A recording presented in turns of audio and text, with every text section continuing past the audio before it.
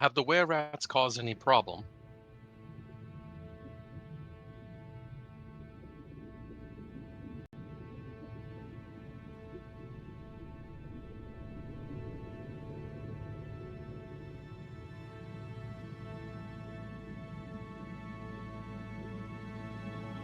And do they have a leader that you know of?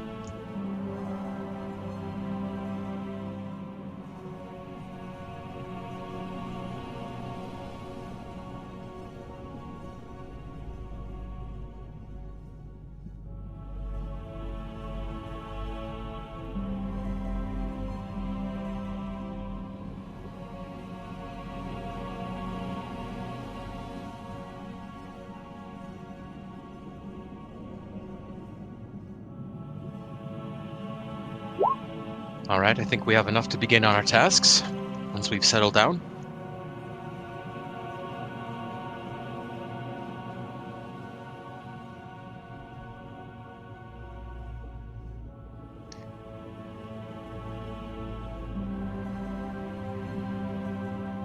And which direction is this foaming mug?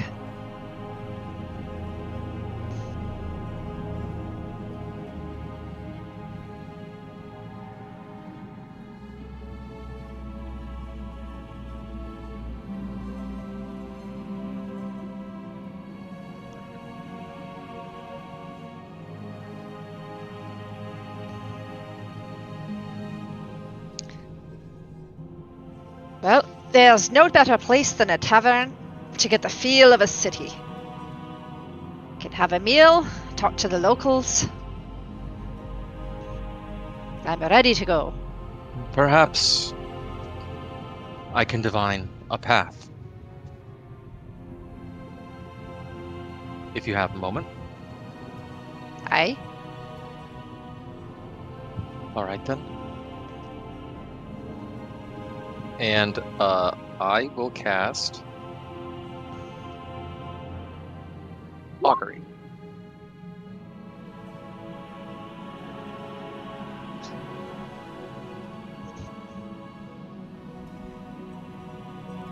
We have a lot of paths before us. The slimes and the were-rats. So my question is, should we have a few drinks and a rest first?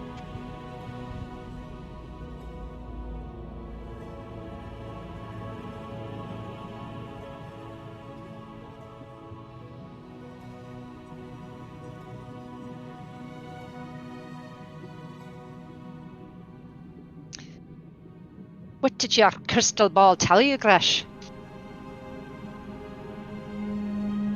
It seems nothing is too pressing, and we can take ourselves a break.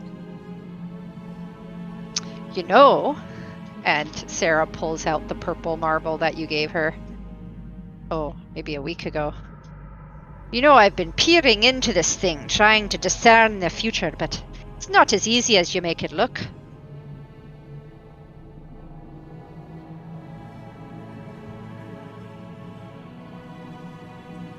No. I suppose you need to be more open to different paths. Are you saying I'm closed then? Closed to these paths you speak of? You just need to look around. No one path exists.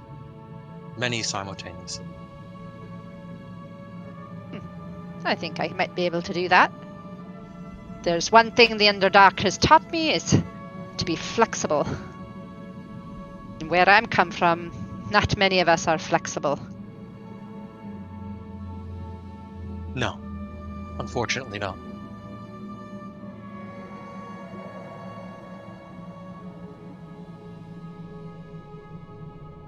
Ha! That was a joke. I got it. Oh, God. Ah, Sarah. Stay fast, Sarah.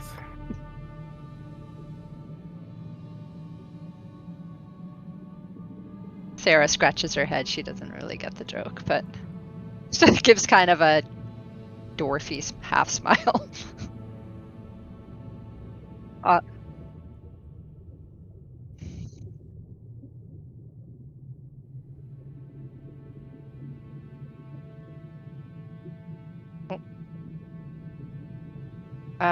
Sure. D20.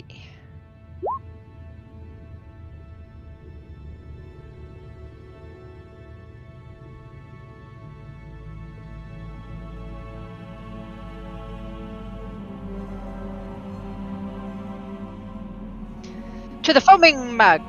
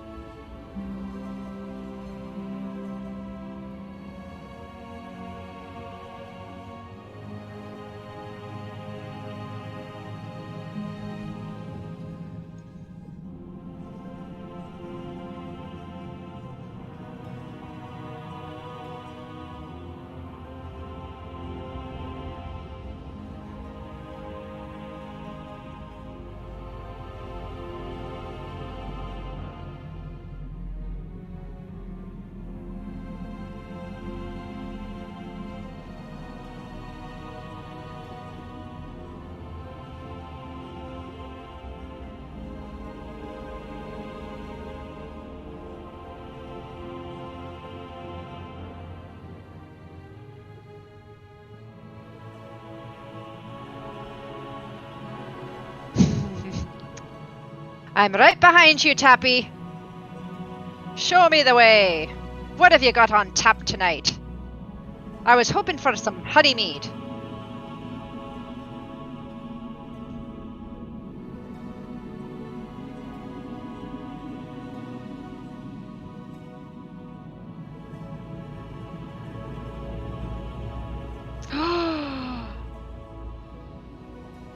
That be enough for you, Sarah? Well,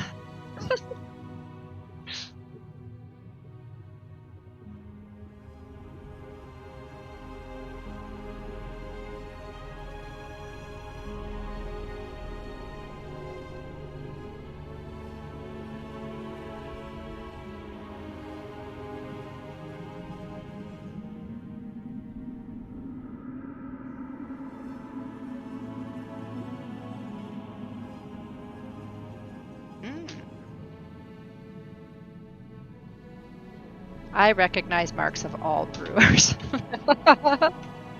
Ah. Oh, I mean, some kids learn the alphabet. Dwarf kids learn the symbols and sigils of brewers. there is no sweeter honey than the honey from Neverwinter. Some of the best apiaries along the coast are there. This, my friends, will be quite a treat. I'll save you each a small glass, and I'll go to the corner with the cask myself. All right, Tappy, what you got on the menu?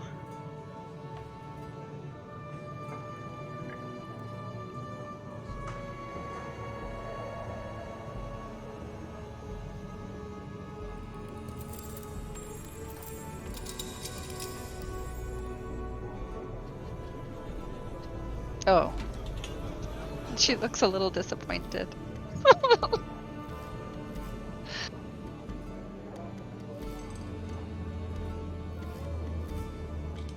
Yes. All right, bring us your best salted pork and salted fish. And one of the drinks. Would you happen to have some honey cake?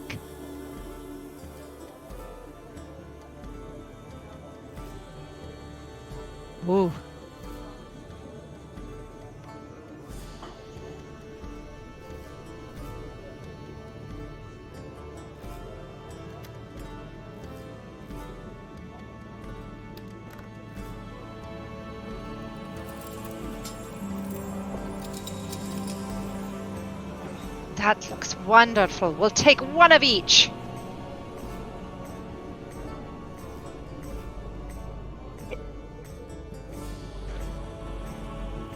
It's with you and honey, Sarah. And my mic is just coming back on for those listening to the recording. Sorry about that.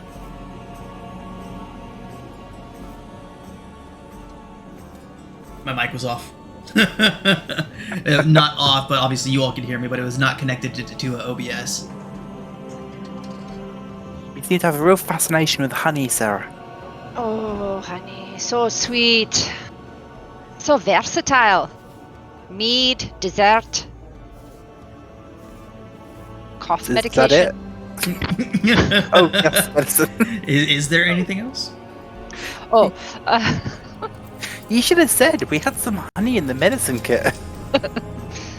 yeah, we can afford the 1 silver piece per pastry, and we'll get the pork and the meat.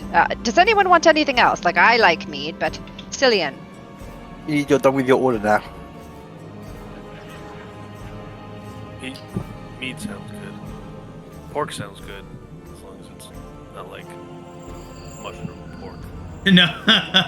So it's salted. It's coming. It's. I don't know if any of you have actually seen how salted pork is actually made, but yeah, it's preserved well. Do you do pork medium rare? Says, well, I think it's all just cooked the same. Comes out of the barrel, you throw it in the pot, you boil it until the salt's all gone, and then you eat it. Right. So, yeah! Sure. Oiled pork it is. Yum. You have a wine list? He kind of looks at you. We hope to, soon. So what? Is it just the honey mead you have to drink? Honey mead? Oh, when we have barrels and barrels and barrels of shroom ale. Oh, do you have the fire whiskey? Aye, we do have the fire whiskey from Gracklestug. We have a few bottles. Aranis, would you be liking to try some fire whiskey today? I think I tried some back in Blingdingstuck, I think. Blingdenstuck. That would be Gracklestug. No. Yes. These names all- Blingdoopstug. That's the one. Gracklestug. I think before we got arrested. So sure, So, let's at crack this open a point, you bottle all of would that. hear some bells ring from outside, and within a few minutes, Smurf Neblin would begin pouring into the establishment. A shift change has just happened, and the place is very quickly filling up with deep gnomes. Ooh. We all feel like giants. Right, you are the only big folk in here right now. Well, except for Sarah. I guess we're not going to lose each other. Sarah will stand up on the bench with her, if she has a cup of mead, and go, hello, hello, to everyone kind of coming in.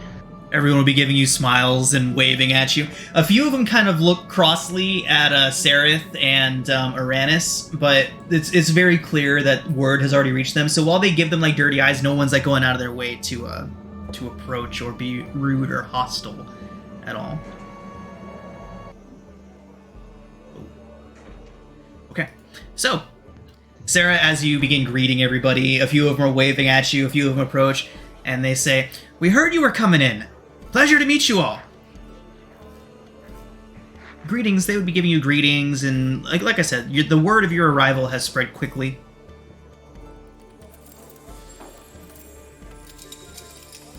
Well, it's a pleasure to be in your city. The grand, grand city.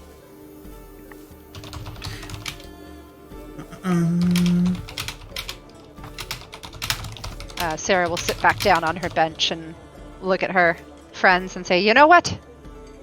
This is the closest I've felt to being home in a very long time. I have a very good feeling about this place.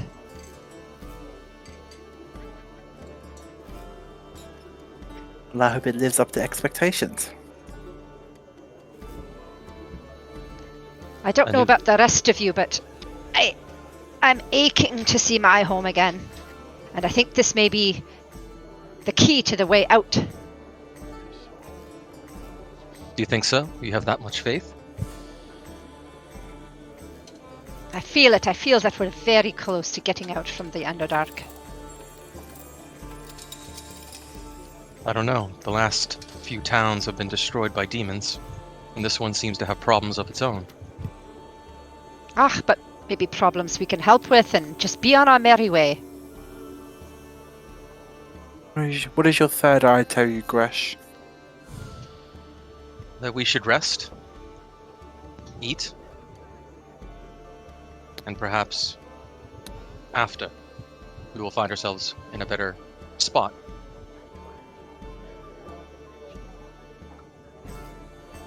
Short-sighted vision, for now.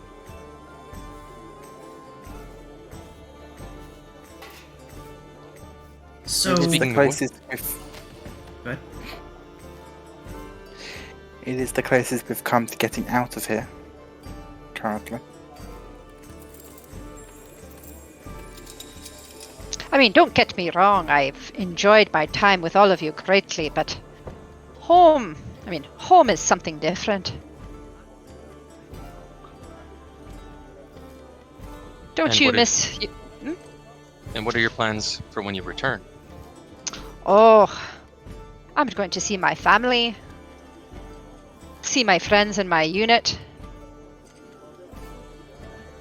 tell them about all the things I've seen and done. Sounds I- nice. I suppose return back to my own life. What was your life? Well, I was Said a you soldier. I was just gonna say you said you were a soldier. A soldier in the 9th Brigade. I was pretty much a guard, That making fun? sure. Oh, yeah.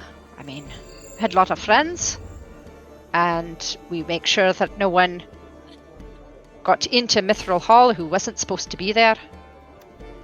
Sometimes I guarded the deeper passages to the Underdark, and sometimes guarded the West Gate. What I miss is my friends mostly. And of course me ma and my ba. And my little kitty. Okay, you've got a cat? I do. Well, I did. No, I hope someone's been taking care of her. Well, it was the strangest thing. Right before I left, I lost her. I don't know where she went. She was a little black kitten. I called her Melody. For every time she saw me, she'd let out a little song and dance around my feet. There was an incursion of some goblins from the Underdark. And a little bit of chaos. And when I went to go find her in the stable, she was gone. After we dealt with the incursion, I looked for her all over. I thought maybe she got picked up by a goblin or ran down a passage. Maybe to get lost in the Underdark. And I couldn't find her anywhere. So I'm hoping when I go back, she might be there waiting for me.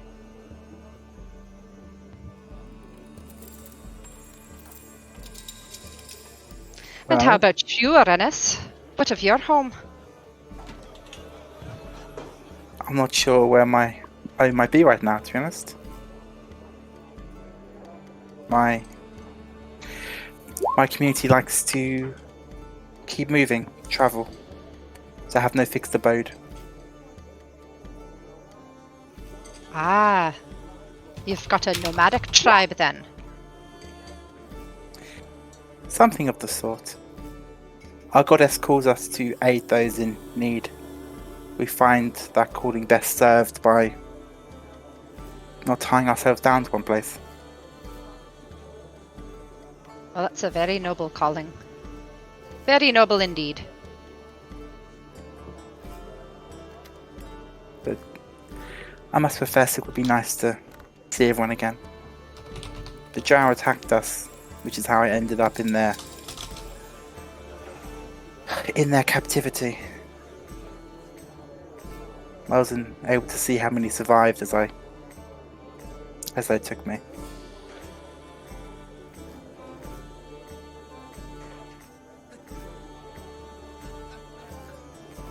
And do you have family? I have my father. He was away at the time. My people, we lead raids against Drow in the Underdark in efforts to disrupt the Spider Queen's influence. I imagine that's very dangerous. But my father's great, though. He's the best there is. He's always doing it. Is he a soldier? A fighter? Oh yeah. I mean, he's from the Underdark originally. Ah, that's From fascinating. Minzoverrazzin itself. Wow. He's the best there is at what there is. It's why he can be around so much in my childhood. He wanted to stay, but like the prospect of coming down here and fighting, well, that was his calling.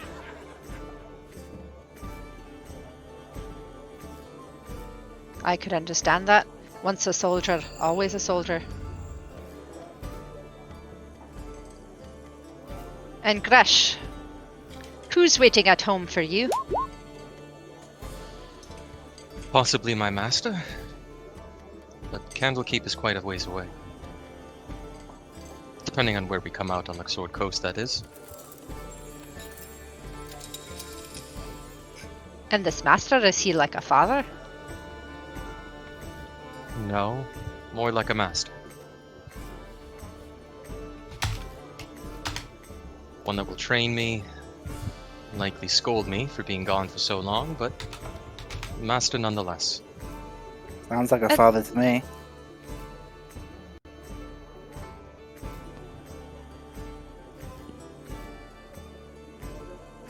Do you have any idea of where we will even come out? This place doesn't seem to be localized to any familiar ground.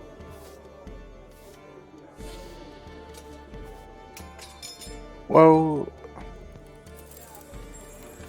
the gnomes seem to have trade routes with many of the recognizable towns above us. So I can't imagine we're too far from the Swords Coast. Well, you mentioned Neverwinter. True. Did they mention Neverwinter? They did. They did. Well, if they have, then that is quite the ways away. But at least recognizable.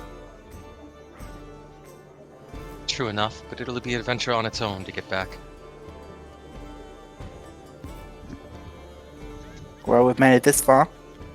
See no reason why we couldn't continue this merry band to make sure we will get home safely. I wouldn't want to put you out. That is quite the detour. I mean, I don't mind. I have no idea where my community might have ended up. It could be some time before I find them. I wouldn't mind the company. Very well.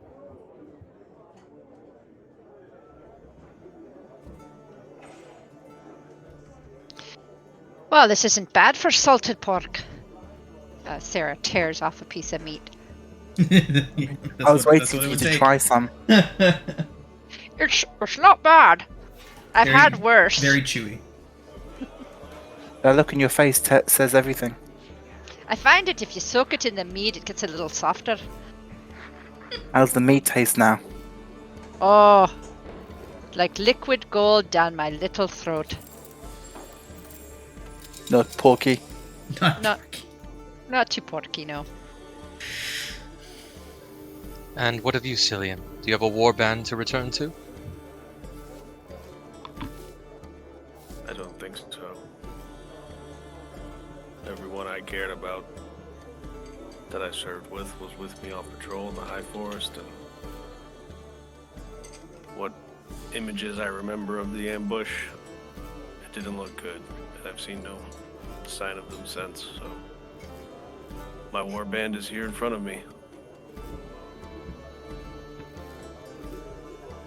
Well, perhaps having the skill set And remembering the way to and from the Underdark might prove useful.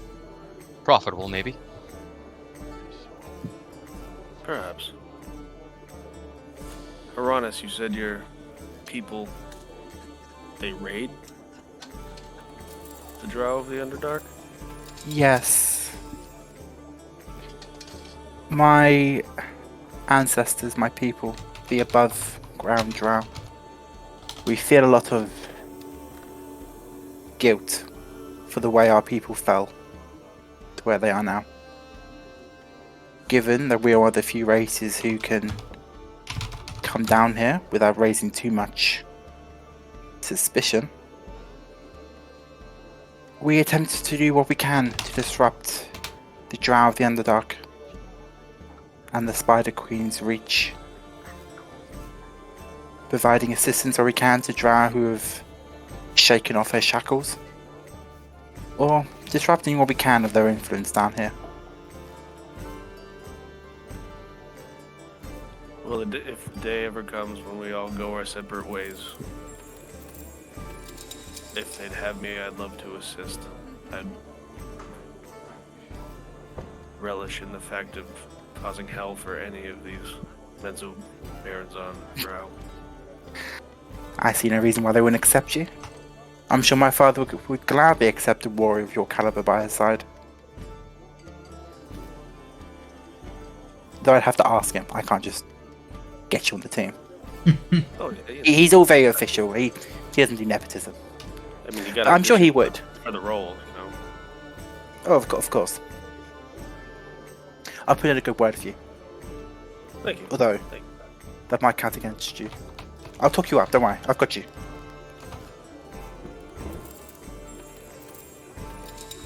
And plus, you don't need to be a believer of Elestri, so, you know, no faith conversion required.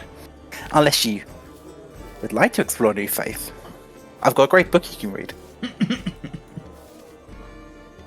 Well, on that note, Shro, you've got to come and have a glass of mead.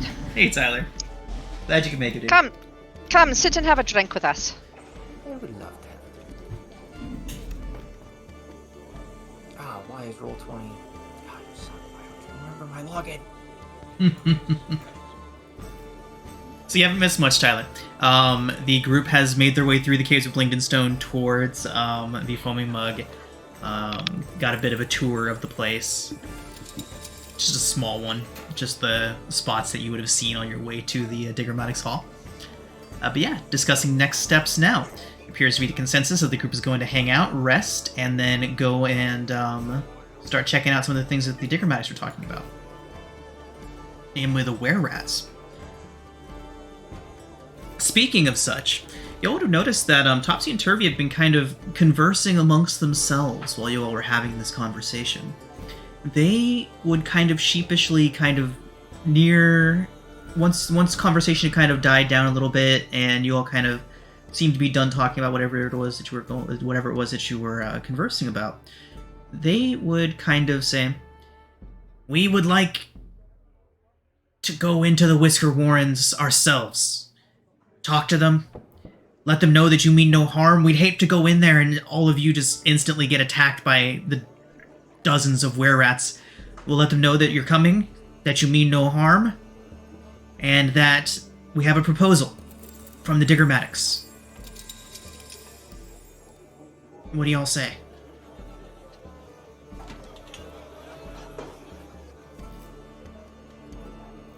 I don't see why not. They nod and they say, "We haven't really been too truthful. See, they're kind of, well, they're not very nice to outsiders. The rule of thumb has been to kill first and then ask questions later. It's one of the reasons why we decided we needed to get out. But with all of you and with the Digrammatics willing to let people back in, and we might be able to convince them that talking to all of you is the right thing to do."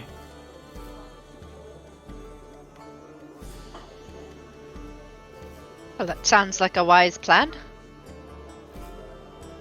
If you can smooth the way for us, why not? Topsy nods and says, Great. And then Turvey's like, I told you it was a good idea. We gotta go in there. We gotta get rid of the traps. We gotta make sure that everyone doesn't die within 10 feet of walking in.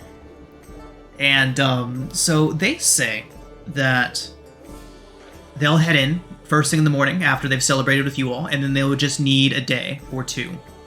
They say that if you want to either wait for them, or if it takes them longer than 2 days, maybe come looking for them. Turvey would say sheepishly. Are you sure that you're safe? They say that they're not likely to kill any of their own kind. But you left them. Well, the whole ruse was that we were just going out for a foraging trip, and then we got captured. So it's half true. Okay. Yeah, if we don't hear from you in 2 days, we'll come in after you. Is there someone or a code word or something we can say? Or someone we should speak to? Well, when we left, there was one guy who was about to get in charge, Chipgrin. He's actually got a pretty even head on his shoulders. Doesn't want to fight with our people anymore. He just wants to live, but he was fighting pretty hard to get everyone else on his side. His name's Chipgrin. But he leans in close. Password is Gold Whisker. If you happen to stumble across any of our kind and they're violent towards you, just say the Gold Whispers. Just say Gold Whisker. It should calm him down enough for him at least to give you an audience with who's in charge. Okay, Gold Whisker. Got it.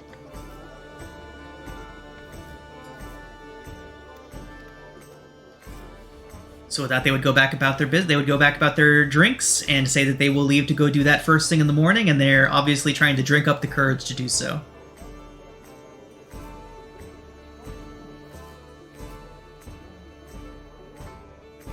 How many days has it been since we killed the ghost lich lady? That was day before yesterday. Oh, nice. So I'm still immune to alcohol for the next 12 days. Nice.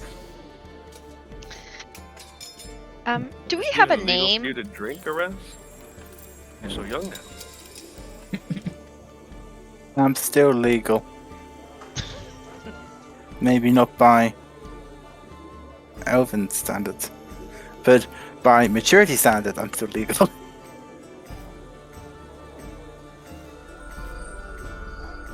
You were saying What's the something, drinking Sarah? age here? Oh, does anyone remember the name of the hand? I know- The name? The one on you. Yes.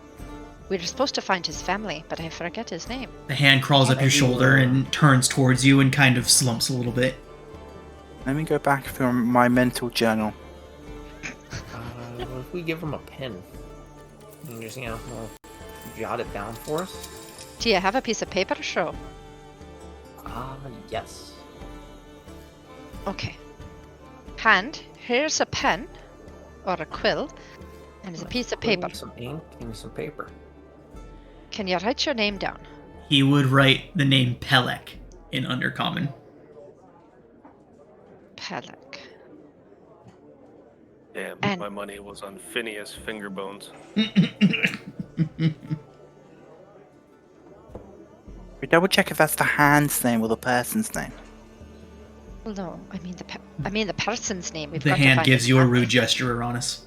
Oh, God, you may have an identity now. You've been pretty existing beyond the body for a while now. Just checking. Sheesh. It points at the note, at the name. Alex Prissy. oh, Tippy, or Tappy. Barkeep. That would be Tappy Foamstrap. Tabby, Mr. Foamstrap, I have a question for ye. Of course! Would you know Me? where... But, excuse me? Ah! What the hell is that? Oh, no. Oh, it's just a little toy, and she quickly shoves it back under her armor. Would you know where the Pelek family resides? Oh, And he kind of gets a sad face. They be residing in the catacombs now. Why?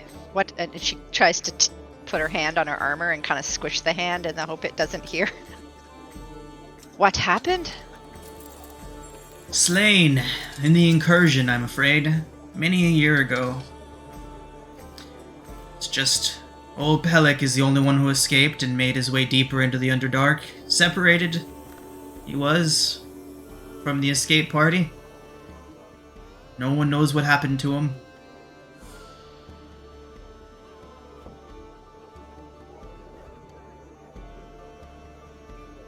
Well, I think I know what happened to him. Pelek would kind of crawl slowly out of your armor. Tappy would be like, Pelek! By smooth hands, is that you? And Pelek would kind of give an affirmative gesture.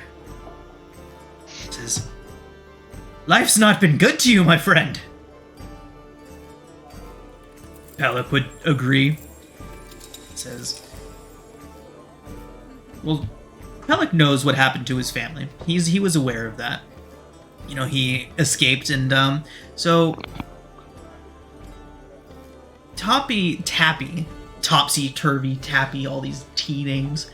Tappy would say that it's only right for Pelek to be laid to rest with the remains of his family. And he would then go on to say that, no, it's not too odd seeing you back here, Pelek. The spirits of those who fell during the attack, they still very much hang around, if you will. And then he would lean in towards all of you. Lingdenstone's got quite the ghost problem, and I can't say I blame those that stick around, but some of them refuse to acknowledge that they're dead. That they haunt the living. We need these residences for those who can use them, and so many of them still bear the spirits of those who died in them. Truly a tragedy.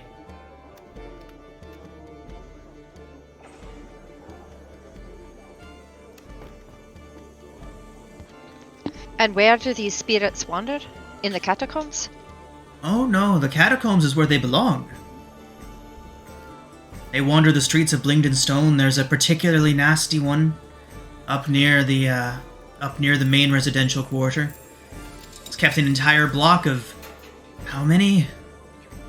10 beds? 10 beds he's keeping from people who need them because he refuses to acknowledge that he's passed. That he no longer needs those beds. Do you not have a cleric that can put them to rest? Well, the closest we have to a cleric here is... well, no. No real clerics. The closest we have to clerics here would be the Stoneheart Enclave, and if the ghosts aren't made of stone, they don't do much good. I suppose I could try to render some assistance. Could you? Vazik's old home is near the reception halls. I must warn you, he's quite far beyond reason. He's killed a few people.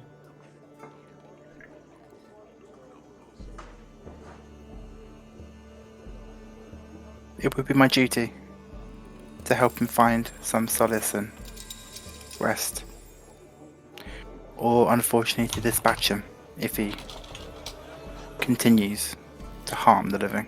Well, I can tell you that though there's families who very much need those rooms. Families waiting to come back to Blingdenstone.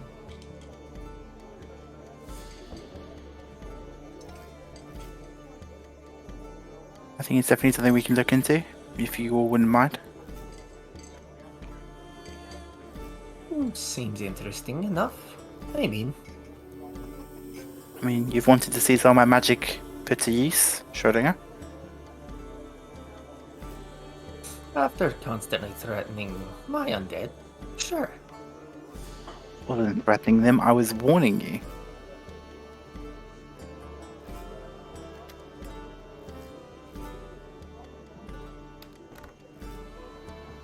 And at some point, I suppose we can put you, and Sarah points to the hand, put you to rest with your family if you're agreeable. He gives you an affirmative gesture. Is there a particular time when this spirit is more active than not? Well, I'm afraid just not. there. Simply, anyone who goes anywhere near his home is likely to hear from him. Cordoned off the whole block.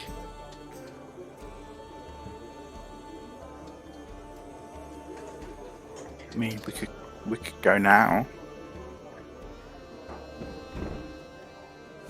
I don't see any reason to wait. People need the beds. And we need to start proving ourselves to the digger Mattox. But I've not had my pastry yet. Okay, fine. Let's go. You can eat it on the way. Oh, I can take it to go. Excellent idea. There's a side business for you, Tappy. Food and What's drink that? to go. He says, no, I hadn't thought of that. Could put it in little bags. Little bags that a dog could carry around. Oh, I bet must be a name we can think of for that. Wolf sacks. Food I love it. bag. Food bag. Maybe leave it to the barkeep. A bark So- bag. Well, bark bag. Puppy sack.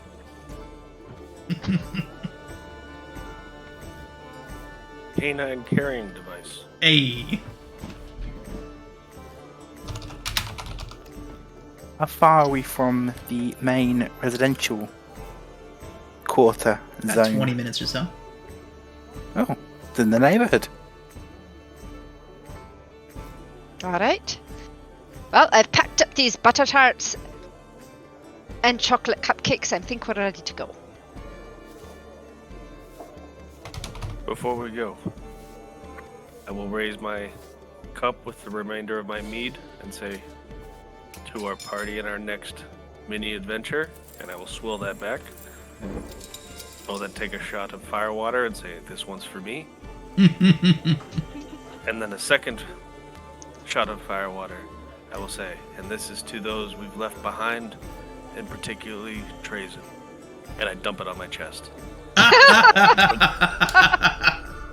Sarah And I will start do the walking towards same. door. She'll dump Yes. some fire water on her armor plate. Yes, to Trazen, and I dump it on Schrodinger's chest. Oh. Treason. And I splash some towards Uranus after drinking a shot. You don't consider it rude that you all are splashing alcohol on Right? yourself. Tappy's looking at you funny. You pay for it. You wouldn't get it. Eat custom. I flip him another silver. I'll be putting the drink in my mouth. Now, be careful, Glash. You look rather bookish, and this firewater is not for someone who's bookish. Oh, is that what you think? He spent yeah, a number give of me- years with the dagger. I'm sure he's... I know, but he's got eyeglasses, and he always carries a book around. He's bookish. I'm carrying a book and I feel fine. I've got a book. For fine. What the hell? You've all got books, Cillian. You Yeah, all but can what- read? To be fair, I just got Witches. my book back. Cillian, tell me you don't have a book on you. No, they don't fire well from crossbows. That's right. Us non-bookish types have to stick together. As you were, Grash. Let's see you drink it. The anti-reading brigade.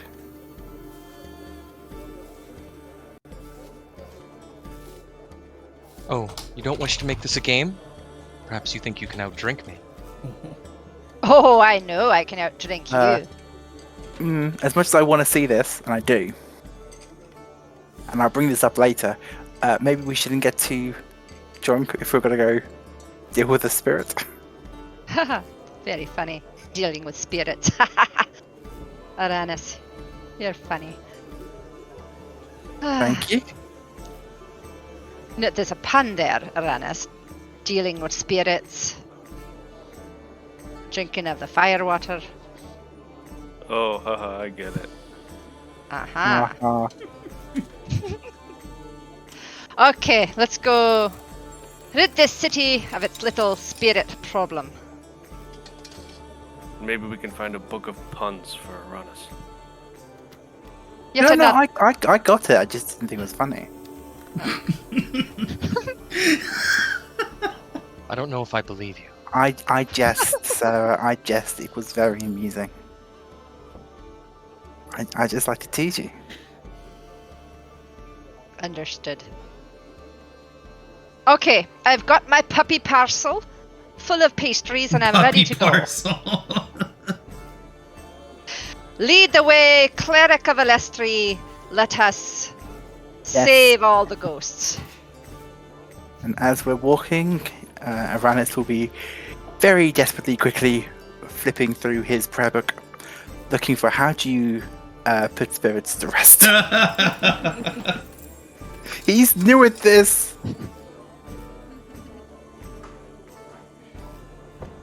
Ain't nothing to it but to do it. Okay. So, as you all move from the tavern to the residential quarter, I need another d20. I'll roll it. Since this is kind of my fault we're doing this. Okay.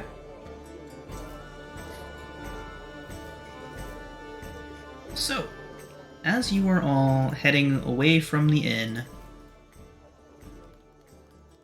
I'll go ahead and put you all back on the main map here.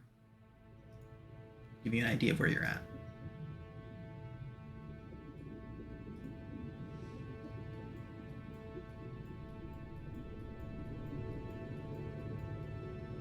So,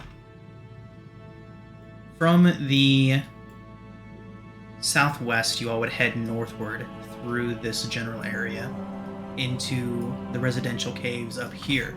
Now, when you're passing through here, one of the passageways that you go through has very obviously not been renovated, for lack of a better word, right? The signs of battle are still around, and you do see a rather large number when you're walking through. At first, it seems like there's people up ahead of you, right? Like there's about a dozen or more people just standing completely still.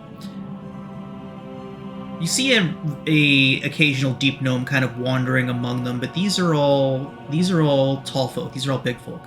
And as you approach, you can start to begin to see that these are drow, at least statues of drow. Warriors, their armor and their gear still attached, all of it turned to stone. And as you make your way through, you can tell that these dozen or more individuals were frozen in place during the battle for Blingdenstone. As you walk through them, it quickly becomes apparent that these are too detailed, too lifelike to have once been just a lump of stone. But these were all very real soldiers of Menzoberranzan that were flashed into stone by some powerful magic. The deep gnomes, every now and then a deep gnome kind of wanders through them. Like, this is not anything unusual, but definitely striking to those of you who have not seen this scene before.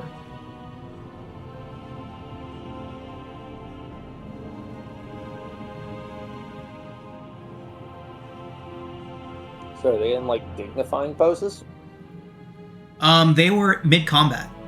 They're all action poses, right? They're all either swinging, defending from an attack, preparing to lunge, things like that. They were mid-fight, mid-combat when they were frozen. Gerdigan was past that fascinated.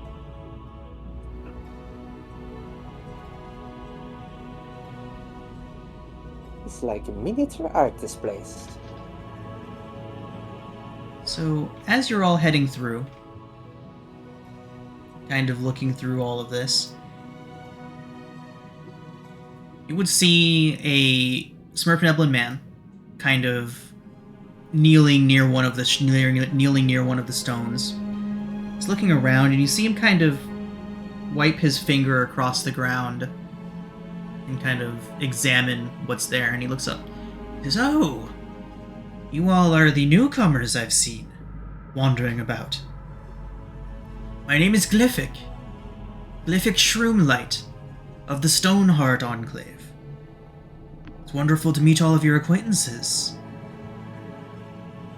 It's nice to meet you. What would you be looking for in the stone there? Oh, not looking for anything in particular. Looking to see if, well, to be sure that the blight has not reached these places. But that's nothing to concern you all about. I'm sure you have your own problems, your own things to occupy your time than the words of the stones. And he says this as he's kind of examining his fingers and the residue. If anyone's gotten close, you'll see that there's a yellow residue on his fingers. Cillian, why don't you go down and touch the stone? See if it'll tell you something. Cillian here is in tune with the stone, I'd have you know. He might be able to help. Turn towards you, Cillian. Attuned to the stone, are you? I mean, I touched it once and it said hi. The stone spoke to you. By Smooth Hands. It spoke in pictures. But yes, it did. He nods. He says, There is something you should be aware of, O Speaker of Stones. A great evil comes to infect the very rock of Blingdenstone. Please, when you have the time, visit us. Visit us at the Speaking Stones. The heart of the Stoneclave Enclave. You see, there is a great evil pouring through the halls of this place. Every stone it touches, it turns into this agent of chaos. We call it Ogrimok's Bane. If you see a yellow cloud moving through these passages, fear not for your own lives, for it will not touch the flesh. But if you see a walking stone, an elemental, any being of the stone, be wary. It will turn it against you like that! And he snaps his finger and a little puff of yellow goes up from his hand.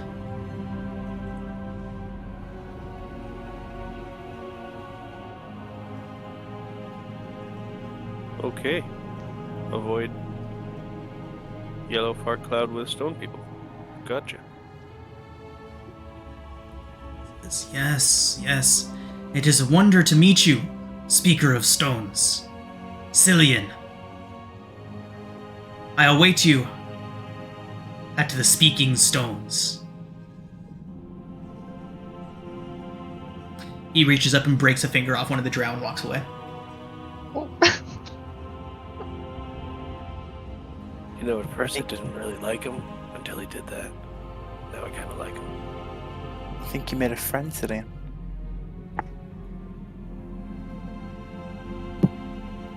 I don't know, I guess I'm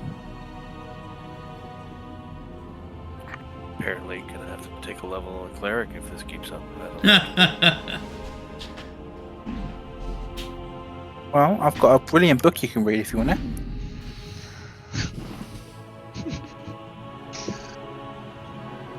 Will you help me read it? I'll help you read it. Yes, I can read it to you. I've got the vowels down, but the constituents I have trouble with. We can work on your constituents.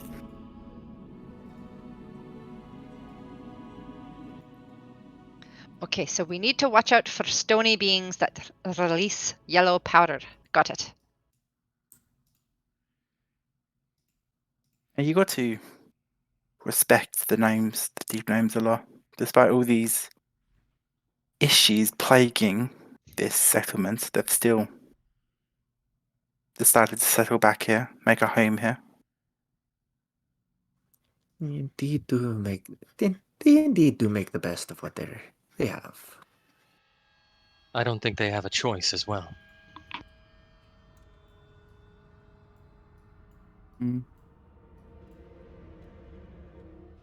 Did they not? Well, I suppose. I was going to ask, did they not want to settle on the surface? But I guess that may never be home to them. The same way that down here might be. These people on surface may not welcome them. You entered into an abandoned section of the residential caves. The temperature drops multiple degrees very quickly. Bit chilly.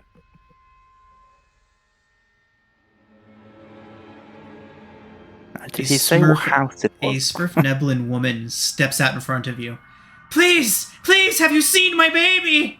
And then she runs right through your chest, Uranus, past you and around a corner.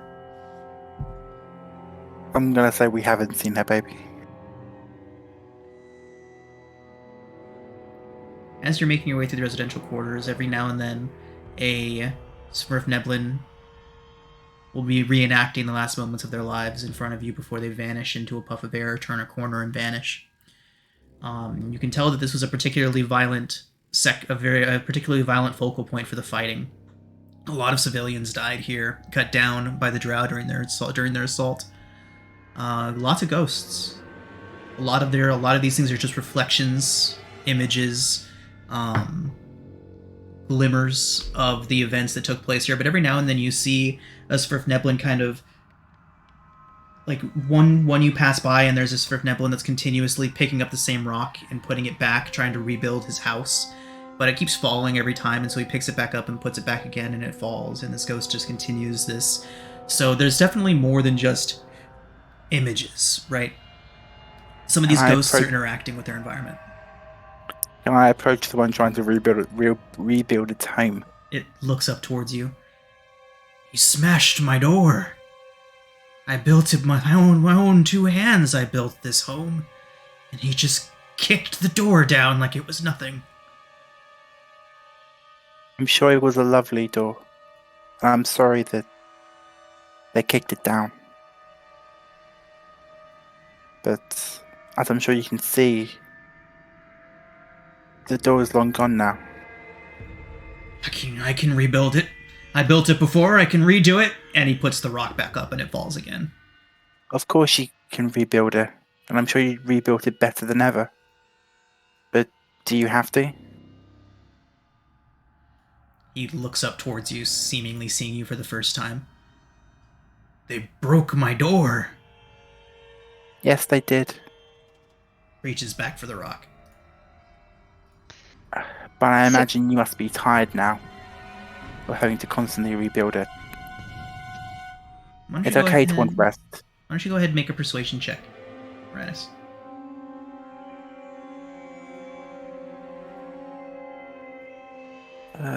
Persuasion.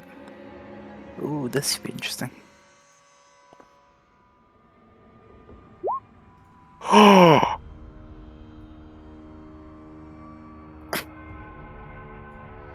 So That's an Uranus, interesting roll. right? I'll take it. So what do you say to him, Uranus? He goes back to trying to reconstruct his door, but he can only pick up one stone at a time, and it keeps tumbling back down. While I'm sure that you can rebuild this door, and better than ever, it doesn't mean you have to. I can only imagine you've been doing this for a very long time now. It's okay to rest. It's not giving up. It's just deciding that this isn't something you have to do anymore. He would kind of consider you for a brief moment. You can tell he's about to go back to doing what he's been doing for the past 8-10 years. But he says, you know, you're right. Even the best craftsman needs to take some rest so that he can stay at his sharpest, right? Agreed. Perhaps. And then he sits down. And he kind of drifts away in a little cloud of smoke. A little cloud of vapor drifts away into the stone.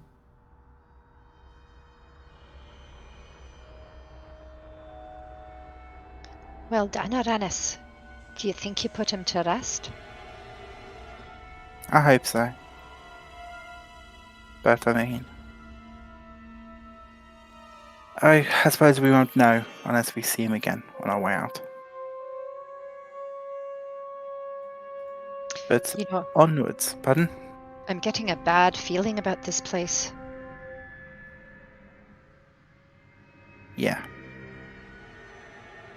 There's At a that bad point, feeling about every place we've gone. well, that's true. Yeah, and the dark isn't full of many good feelings. Sarah would be alerted to the amount of spirits sort of wandering about, and she would try to use her divine sense to see if there's anything truly evil in this place. Oh, well, I can tell you now that you sense a lot of undead around you. Many, many undead. No celestials or fiends, but you sense no less than, what is it, 30 feet from you? 60 feet? You sense dozens of spirits.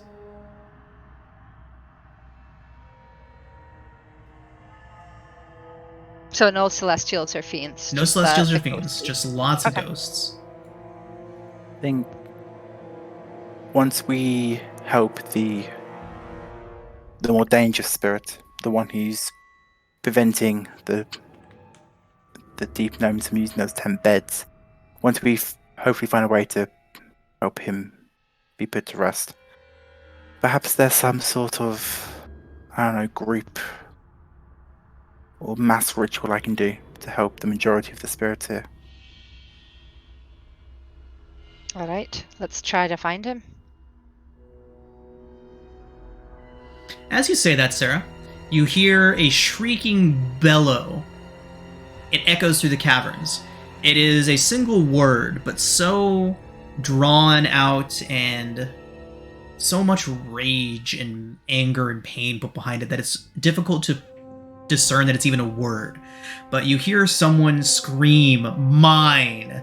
And with that, a dresser drawer, comes flying out from one of the nearby buildings, soars across the street and crashes into the wall across the way. Can I pick it up? The pieces, you could. Yeah, I'll pick up the pieces. Commotion comes from across the street. Something inside of a building, a large building. Looks like it would have been a mansion of sorts when it was, intact. Strange candlelight and other bioluminescent lights flicker inside, creating weird shadows shooting across the street towards you all.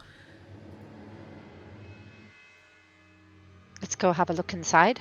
Someone's thrown that dresser out. Let's knock before we go in. I'll just He peek in the seems window. rather territorial. Is there a window that I can look in? There are several windows, and the door has long since been ripped from its frame. I knock on the frame. Go away! It's mine! You can't have it! Freeloaders! Freeloaders, all of you! Thieves! Be gone! Well, I mean, I brought it back. I'll say as I hand out the pieces of the dresser.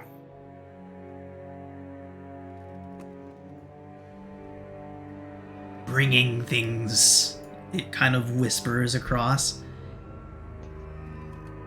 Enter. Thank you. And I'll enter.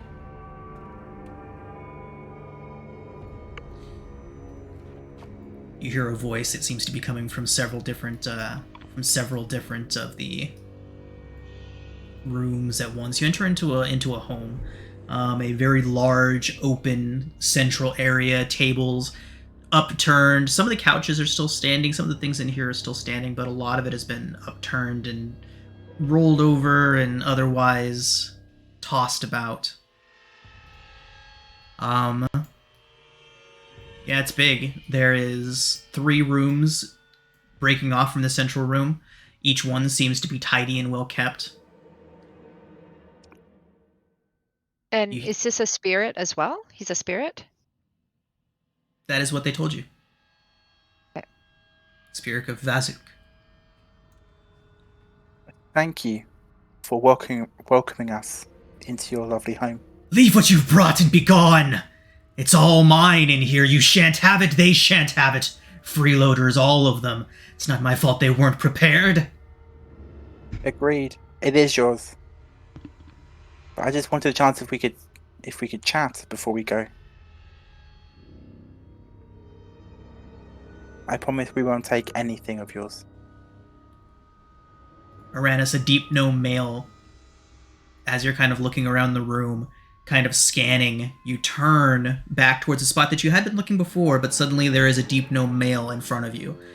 He's not below you, looking up. He is hovering directly at eye level with you. His face Thank you. has been slashed open from the top of his right temple down to the side to the left side of his jaw. Kind of hangs down a bit.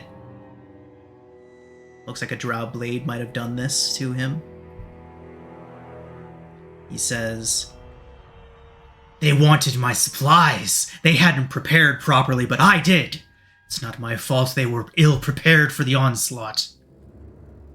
You're right. It's not your fault.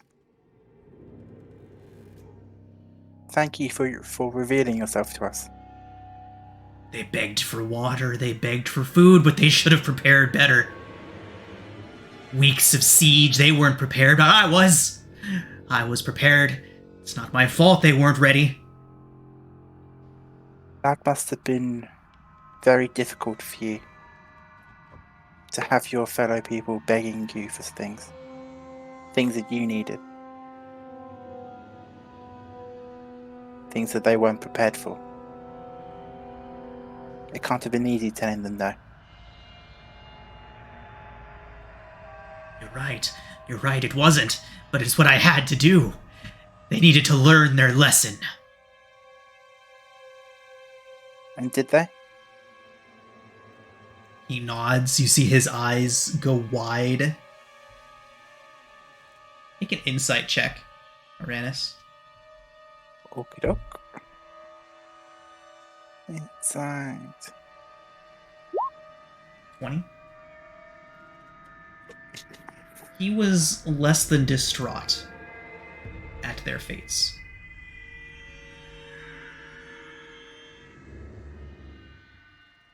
I can only imagine how difficult that time was. How hard it must have been for you. You prepared, you gathered your supplies. You shouldn't have had to share them. And it can't have been easy telling them no.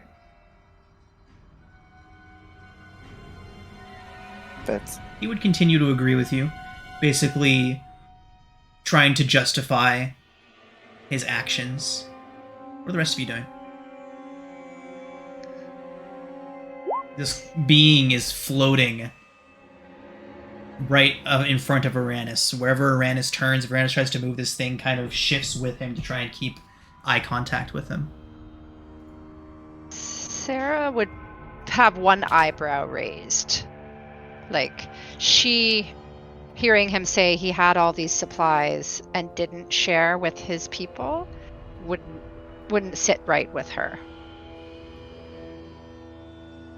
Yeah, Schrodinger would be somewhere in the doorway listening in on this. It's kind of eyebrow raised as well. That something doesn't seem right.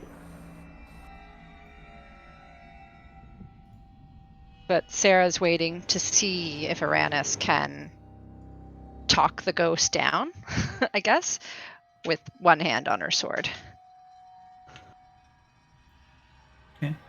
So Uranus, this conversation would eventually lead to him asking you to leave.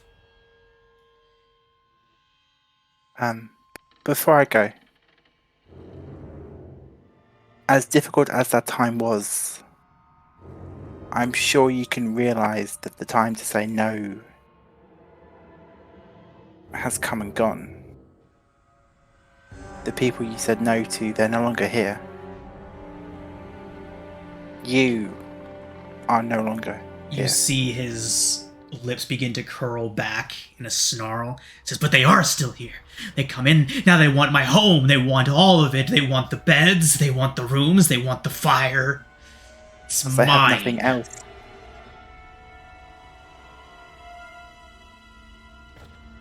The drow attacked, they invaded. And what they did is... They're Unsightly. thieves. Yes. Same as the rest of them. All of them thieves. The drow are no better. The Agreed. thieves that tried to take my food and my water, no different.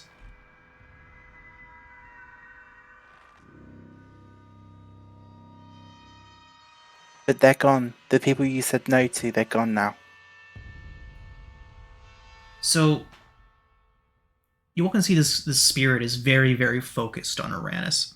Uranus, you can tell that this individual is beyond madness, right? He is locked into this way of thinking. Uranus, your actions have distracted this being enough that when you do decide to strike, you all will have surprise on it. Sarah's waiting for the signal from Aranis. Right, so Aranis, what I will do is that you have two options. You can either strike first, or you can continue to try and convince it, or try to speak with it. And what that will do is, if you succeed, basically we'll do a persuasion check. If you succeed, you all keep your surprise, and you can take one action before the surprise round begins. So you'll essentially get 2 surprise round actions. However, if you fail, it will strike you first. Either way, the group will still have surprise on this creature. But if you fail your persuasion check, it will strike first. Basically, you'll get an opportunity to either strike it first or be struck first, or you can just act now. It's up to you.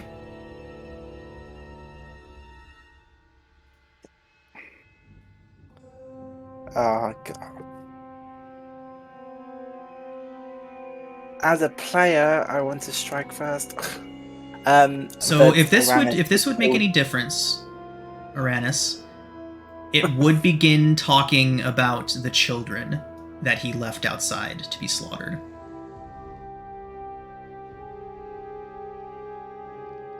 I can't imagine how hard that was for you. And I think... And I bet you don't feel like you can forgive yourself what you've done. Even if you think you can justify it. He would say that there is nothing to forgive on his end. So, I will say this, and I hope this will bring you some comfort, but I forgive you. Okay. Go ahead and make your persuasion check. God. Yes, that'll be another natural 20. Close. I mean... You see him take pause as you say that you forgive him. This creature is obviously beyond any sort of redemption, but you have given him pause, which will give you the opportunity to strike first, Aranis. How close is he to me? Is he melee range to me?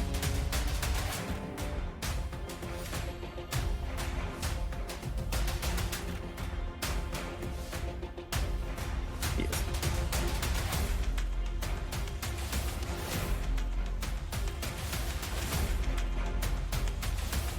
Does turn undead count as like exorcism?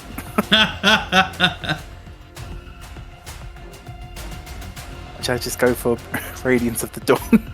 Up to you. You get to act first, and then we enter into a round of surprise, and then the fun starts.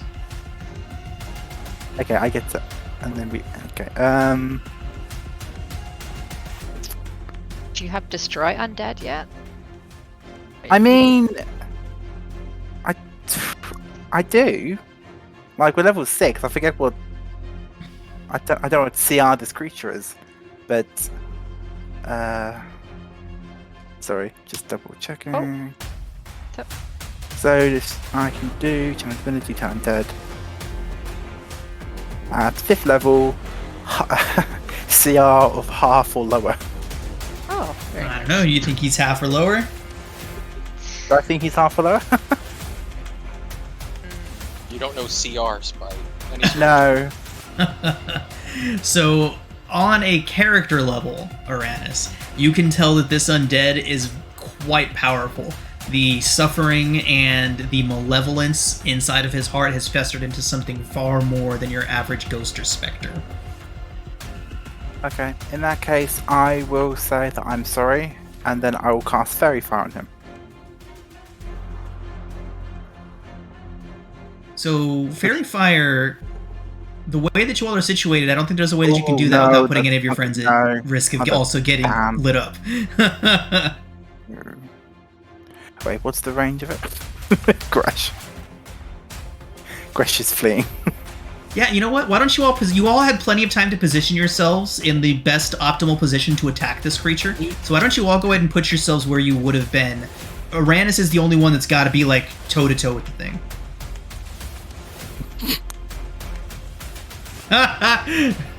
Cillian, I'm in the wall. perfect. Fuck this place.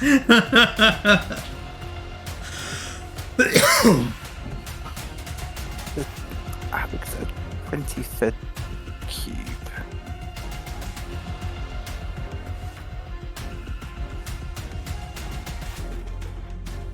Okay, definitely not Fairy Fire then.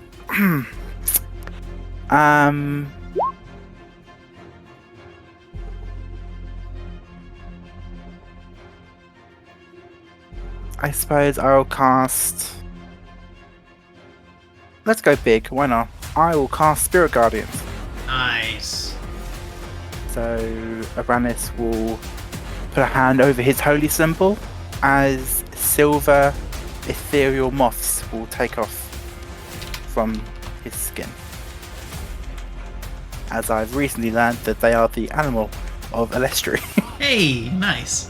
Spirit moths. Yes. And Of all the it's- things, that's a moon. I think that's right. It has a radius of 15 feet. Is that right? Yep, that's perfect. Thank you. Ah! So when it first appears, anything happens when it first appears? It's when it starts its turn there. Or enters it for a first time on the turn. So nothing happens until it starts its turn there. After subsequent turns, if it gets pushed into there, then it will affect it, but there is no effect on the opening turn. It says when a creature enters for the first Right, time. this on is a something turn. this is something that I've looked Oh, into sorry. multiple times. You're That's good. You're good. Trust me, this is a popular spell, and this is a ruling that I have looked into multiple times. So the round it comes up, nothing happens. It will be affected on the start of its turns, and then after that, if it's ever like, say you move away, and then somebody like force movements it into the thing, then it enters on the first time per turn.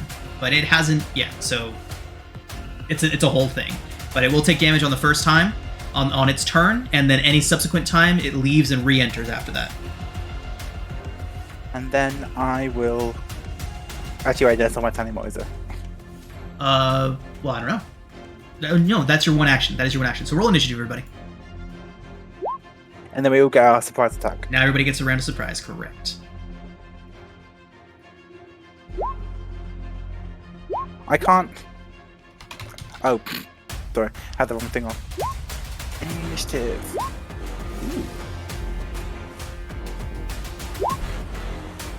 Oh man, why is such a high roll? We're all doing very high.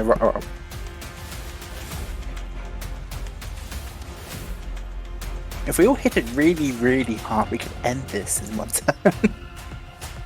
That is certainly not out of the question.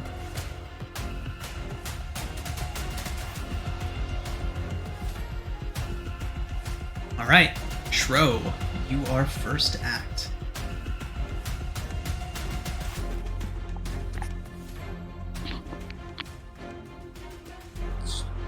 Gonna give Toll of the Dead.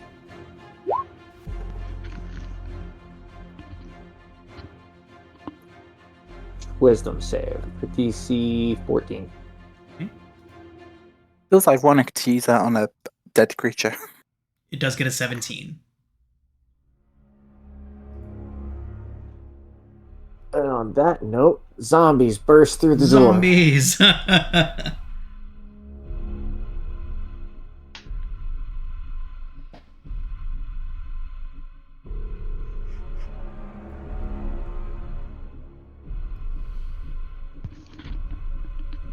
What is it?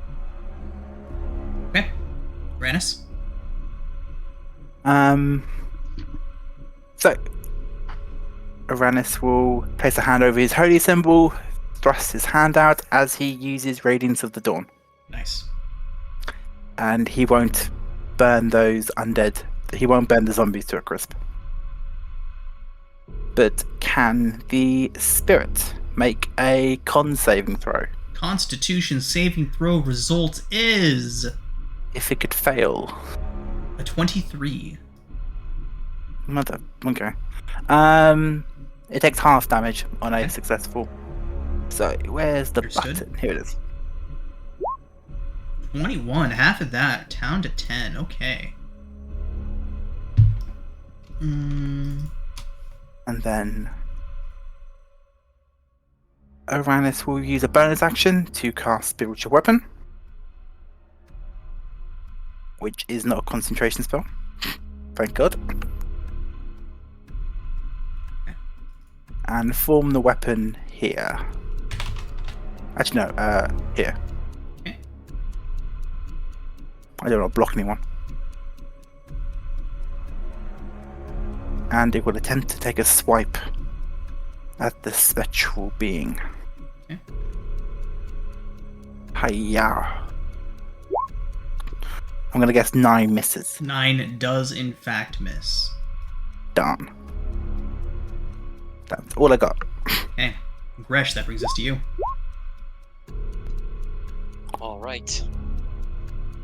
Gresh will cast a spell. I will cast Haste on Aura Darkstorm.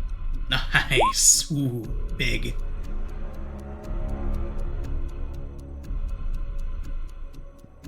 Sarah, you have this, right? Yes, Okay. I. I'm just gonna I go feel- see what's in this back bedroom behind these beds.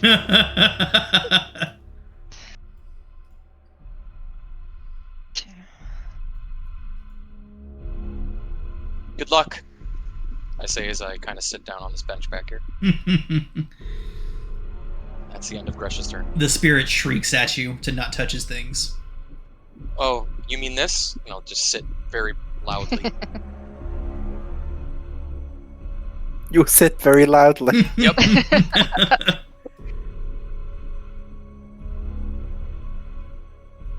That is the end of the turn. All right, go ahead, Sarah.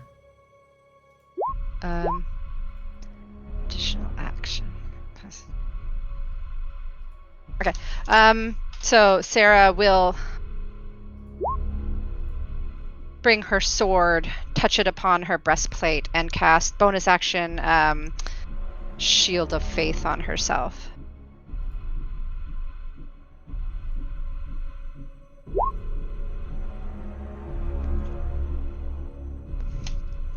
Fuck your couch.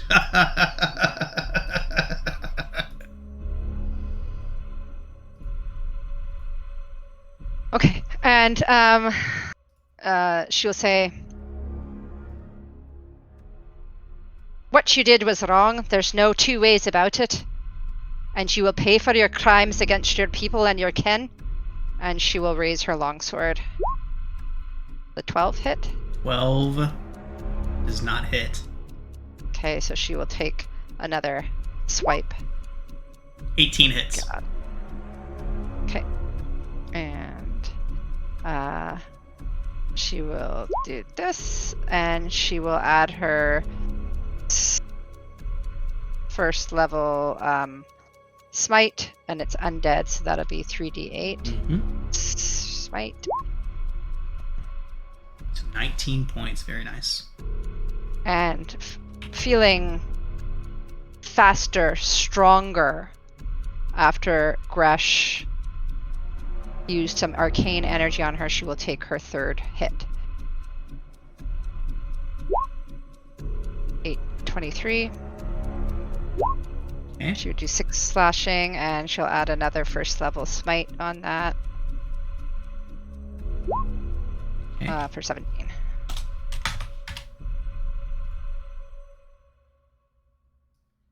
All right. Okay. Cillian. I'm sorry, Sarah, was there anything else? Nope, that's it.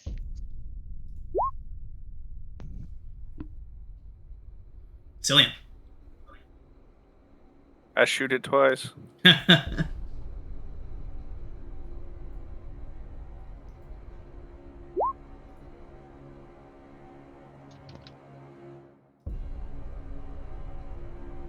It's a 17 hit. 17 does hit.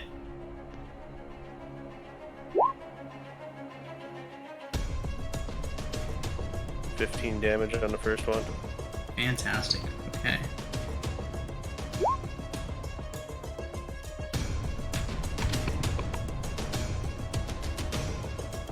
And another 13. And you know what?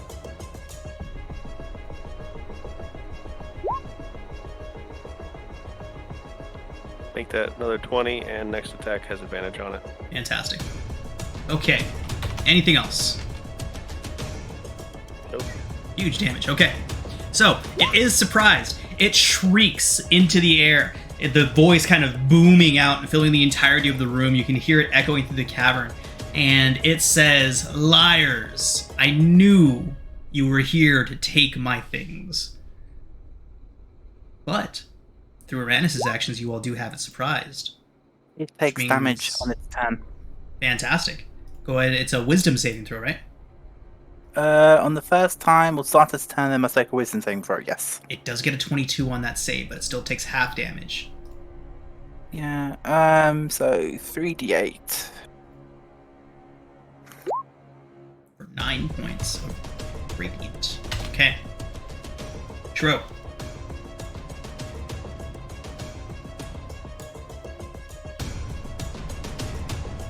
Ooh. See, so it's now broke like face-to-face contact with Uranus now, right? Yes, just it is kind totally of started like flying up. spinning around with flailing its arms around. It's very obviously in distress.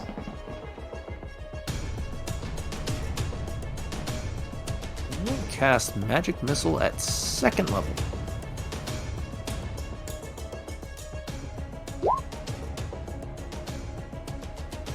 Okay. Ooh, at 2nd level, I believe it's a total of 12 force damage. Okay.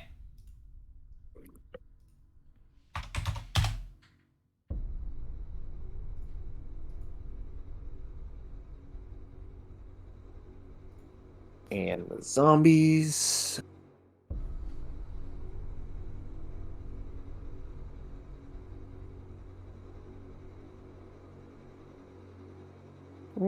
Kind of not move up towards it, but just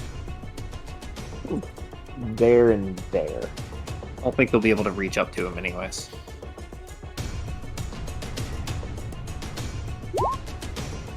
Uranus. I would attempt to stab it with the Dawnbringer. Nice.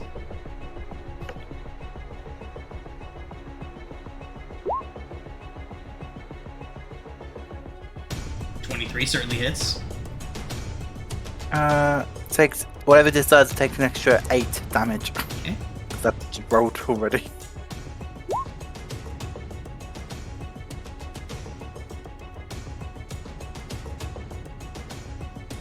I'm not sure what that 9 is. What is that 9? 1d10. It's your two-handed if you were wielding it two-handed. Ah, okay. So in total, it's 15, I think, Okay. damage in total. And then I will try to hit it with my spiritual weapon. It's 25 hit. 25 certainly hits. My God. For 8 force. Fantastic.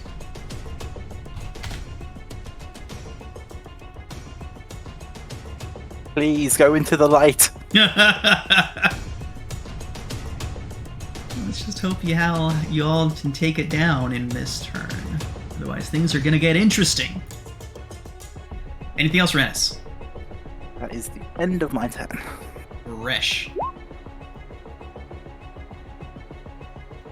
It looks pissed that you have so disrespected its couch, but it's kind of occupied. I will casually look up at it and shoot a bolt of fire from my fingers. Like a finger gun. 12 is no good. I am going to use...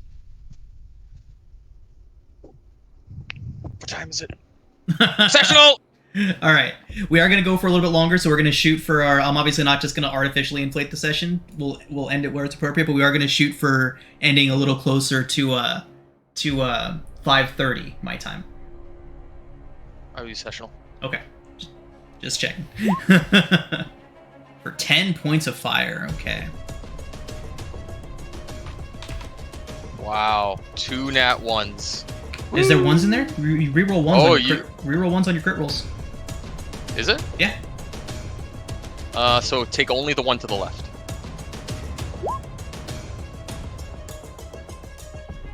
Oh, I rolled another nat 1. Does that count? Yeah, there are no ones allowed on crit rolls. Alright, hold on. Only the ones to the left. That's another nat 1. Jesus Christ. Hold on. Stop I that! got it. Oh, what is it? Oh, Ooh. Okay, You did good it. stuff. So what is our damage total here? 600. 600. 3, 5, 8 plus 8 plus 8, 16. Fantastic.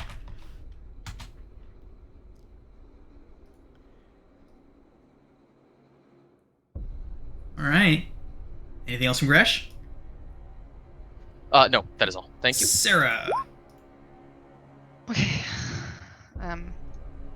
Sarah will continue her assault on this horrible creature.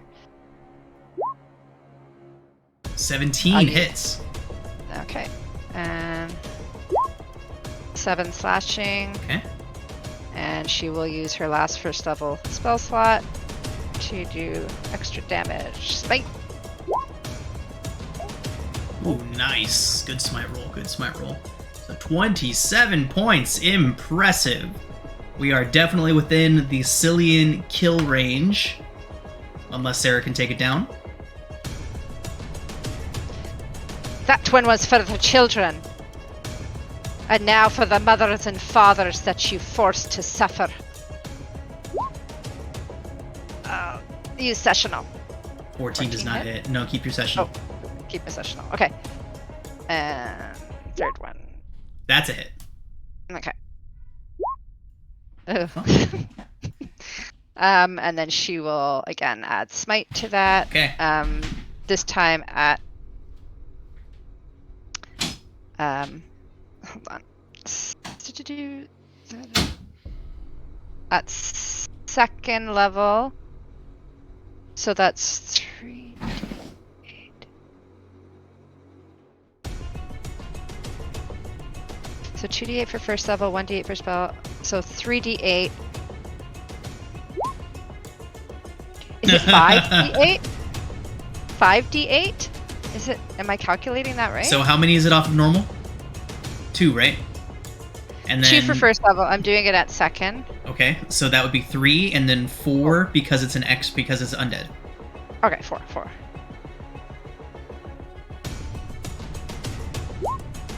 11. Not quite enough. Okay. Cillian, you know what to do. I've softened him up for you. So 16. Okay. All right. Go ahead, Cillian. I make no promises because I'm tired and stuff. Phew.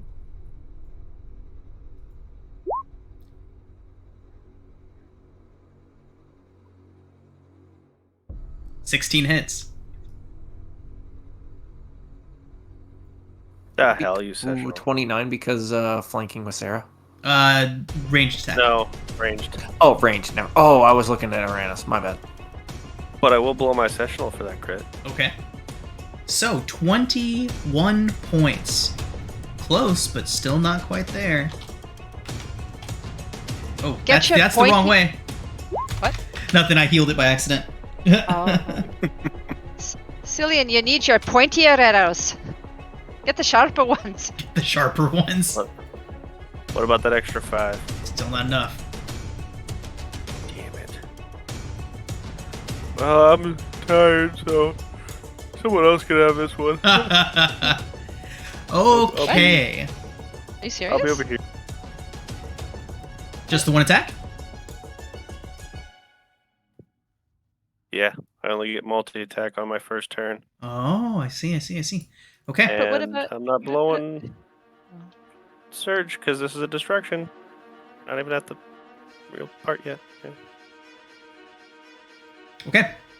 Here we go. Uranus, it is going to make a wisdom saving throw. Yes, it is. Let's see how it do. It does fail. Go ahead and roll. Yay! 3d8. Good luck. Oh. 16 Come on. is the number you are looking for. Come on. Oh, come on. It does get to attack.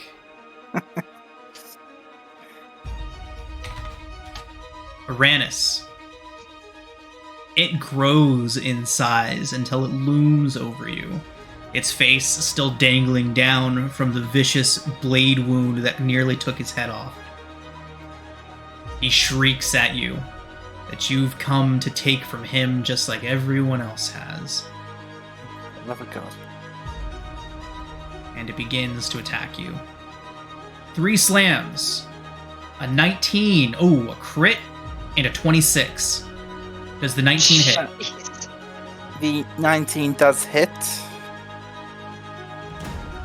15 bludgeoning off the first attack. Okay, minus 15. I let you all re-roll ones, so I'm gonna re-roll Wait. my one on that crit. No. How With dare my, you? with my reaction, Yeah. I use Warding Flare to negate its Oh, no crit. Bummer. I still rolled it. But, okay, no crit. Okay, so 15 off the first one. Negate the damage from negate the crit, which does turn that into an 11, so a miss. And then the 26 is 17 bludgeoning. You mean you didn't want this thing to crit you when it's doing 15 off of normal hits? crit. 17 fucking hell. Wait, why did I heal? What? That's weird. So 15 off the first one and 17 off the second hit. Uranus, it then Yes. grabs you on either side of your head, both of its hands, and it shrieks. It says it will take back the life you stole from it.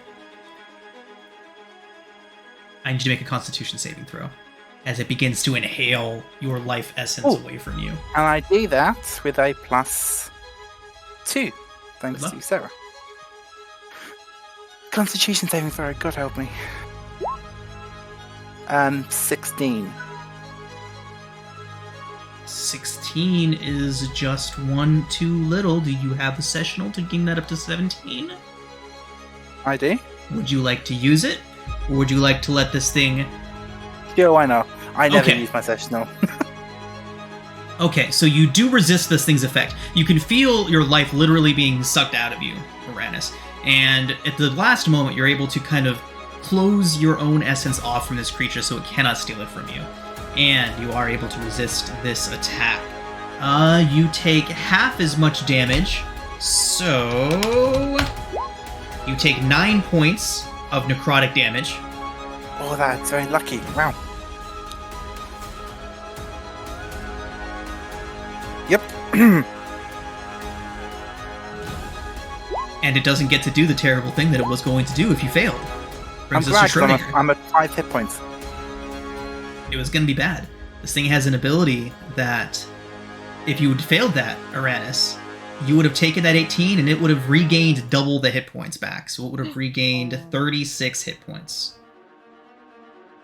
I Alas. feel like whenever I get hit, I always get dealt big damage. you have a tendency to draw the ire of your enemies, Uranus. Like I've got 52 HP, which I don't think is bad for a level 6 cleric. But like I feel like I always take big damage. All right, Shro, you're up. Since Uranus is in the triple he is in, cast Wither and Bloom on the Spectre Ghoul guy. What can I do if I upcast Wither and Bloom? I don't know. It's a good question.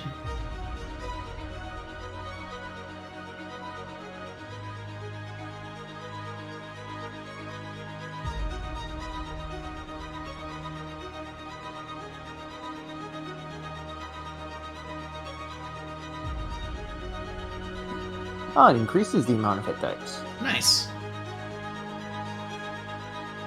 Alright, yeah, so I'm going to cast Wither and Bloom at 3rd level. Nice.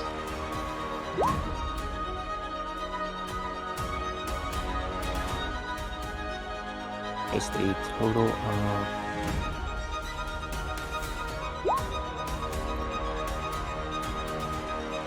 a Constitution saving throw. Schrodinger, it does not take any necrotic damage. That sucks. Your Well, buddies you know still can what? use their hit dice, though. Yeah, Bloom. Uranus can definitely use those 2 hit dice. Yes, you can. So how does this work? I just roll 2 of my hit die. Yep. Correct. You just roll 2 of your unspent hit dice Right. and then add them to your health. Does it spend them? I think so. Yeah, it's a roll 1 of your unspent. So yes, it does spend them. Yeah, why not? Oh, that's okay. Plus 10 more hit points plus than you your had. plus your spellcasting ability modifier. Plus spellcasting ability modifier. I forgot what that was for a wizard. Go to your spells. It's your page. intelligence. Plus 3, so it's 13. 6. So. Oh. No, it's plus 3 Oh, each we have time. to reach Each. 3 each? Oh, back to 21. Yeah, nice chunk of health. Thank you. And now it's my turn. It do be your turn. Almost The fitting. Zombies, though. Sorry, Oh yeah, Uranus. true. Zombies are going to walk into nice. Uranus's thing. How high up in the air is he? It has grown in size, so it is now Uranus-sized, and it's occupying the space that it's currently in. Oh, nice. So, both zombies are going to attempt to slam down onto him. Okay. 22 hits. Are your zombie attacks magical? I don't think so. Okay. Doesn't So specify. 5 points off the first attack is enough. Hey! Zombie kill. Got him. Right. So the thing howls and shrieks as Schrodinger's zombies begin dragging it down, pummeling it into the ground.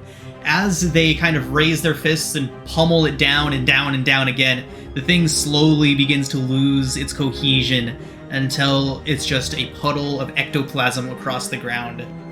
And then that too turns to dust. And this Were spirit I is no more. one of the drow zombies, one of the zombies that killed him? Holy shit. Sure. Why the fuck Yeah. not? Where'd you get these zombies from? They were the ones... Oh, crap, who were they? We just killed them last session, and they were important. Oh, and yeah. resurrected them. It was Joran- the 2 drow captains. Joran and... Oh. Joran and thingy. Sure. It stands to reason that Jorlin, the older of the two, might have been here in the sacking of Blingdenstone. Nice. Oh. Schrodinger, let's not do that. That would basically make everyone in this whole city hate the fuck out of your character for bringing him back in here. Gotcha. Or, Okay.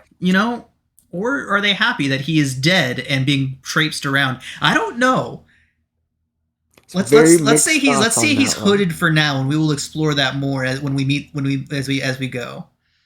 Because Okay. would they be mad, or would they be happy that he's dead and now serving our necromantic Catman?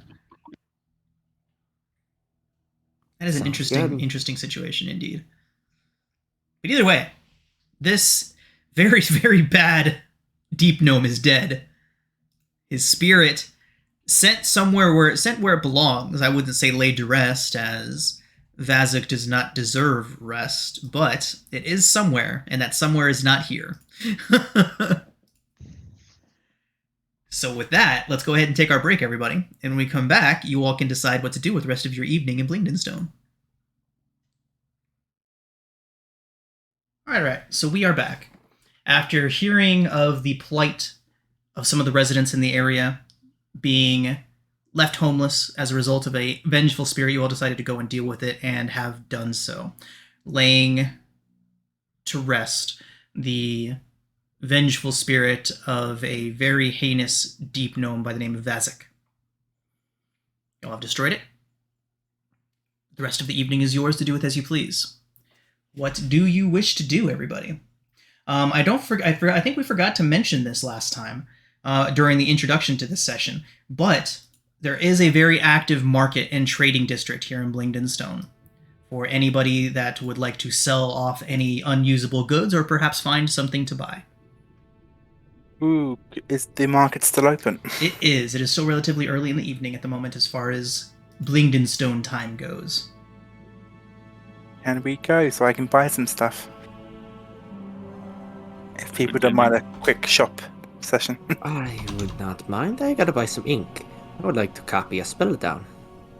I need to buy some diamond. Nice. For the Did we team. accomplish what we came over here to do? I mean, You recall the lootage of this guy's house.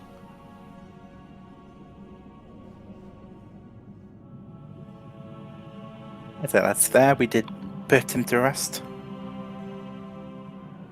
Is there anything in his house other than just destroyed things? Why don't anybody that wishes to search make a perception check or investigation check?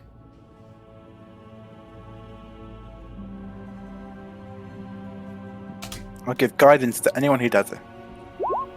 I have advantage. Nice. Hey, that helped. Oh my. Indeed. Okay, Schrodinger, as you are looking through this elaborate homestead fit for a dozen or more people to live in, you do see something a bit odd. A section of the flooring, as you're kind of looking through everything. As you're kind of looking through everything, you see that a section of the floor is discolored. Looks like there was a rug covering this area once, but no more. There is a hole in the floor beneath where this rug once was, underneath a little piece of loose stone. Inside, there is a Zirkwood chest holding 8 tiny rubies worth 250 gold each. I'll look over to Cillian and say, I found a jackpot. There's a lot of rubies in his box.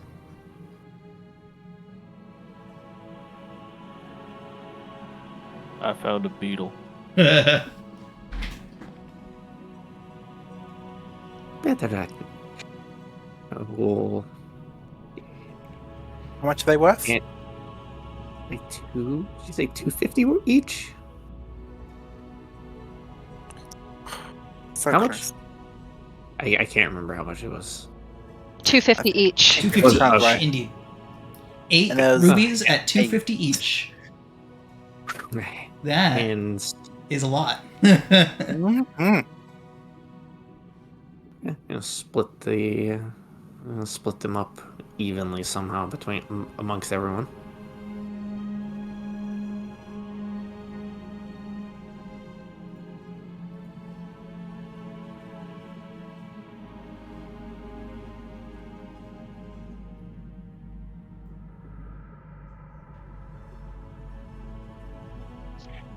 I don't even know what that is. You'll have to cut one of them.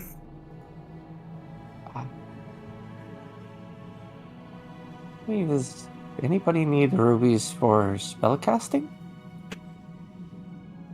Technically, no, but I was thinking I could trade them for some resources for spellcasting that I need.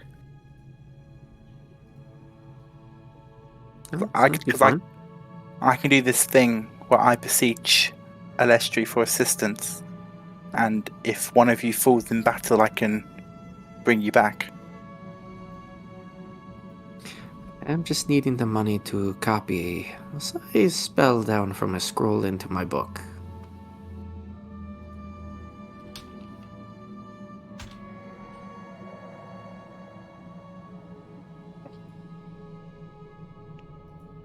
Sane magical prices. I am posting that for It's reference a great name. in a moment.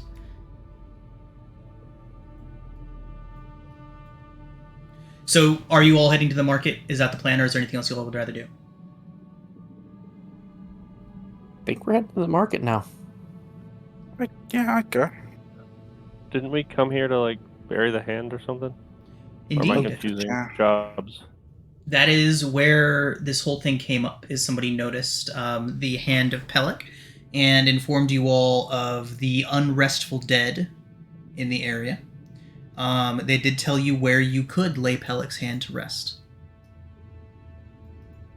I believe the pressing matter was dealing with this angry spirit, though. So up to you all.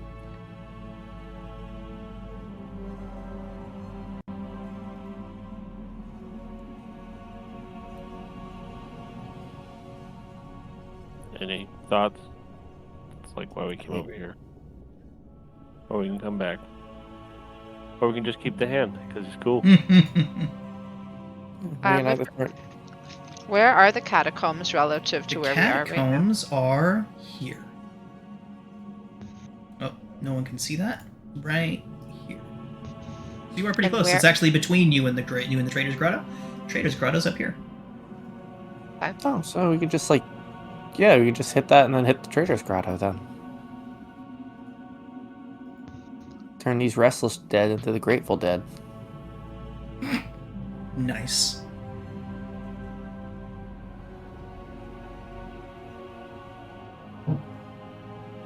Okay. So, heading to the catacombs then? Is that what I have gathered? Yes. Sounds good. Yes. Okay. So, making your way to the spot that, Tubby? What the fuck was the bartender's name again? Tappy. Tappy, thank you.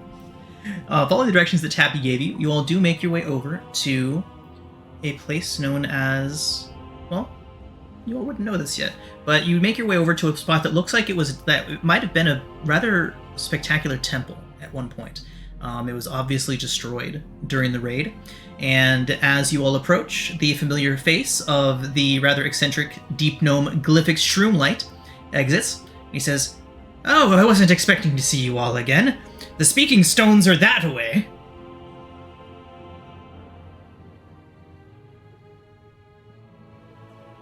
Well, we're looking for the catacombs.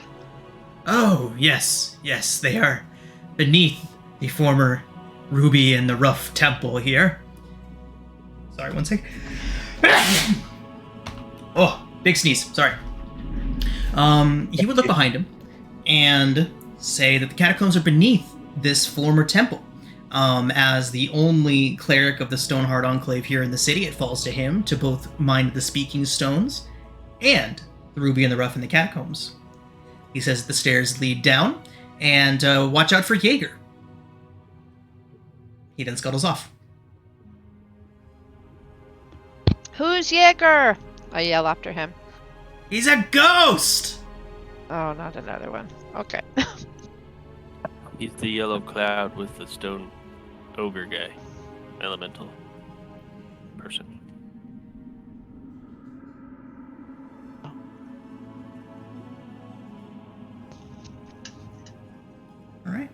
Maybe we go down there in the morning, because Uranus is bleeding from the ears.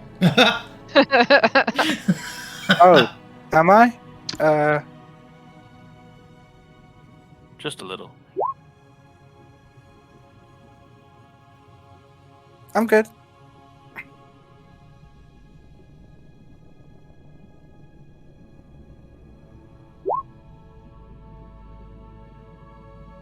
Better now.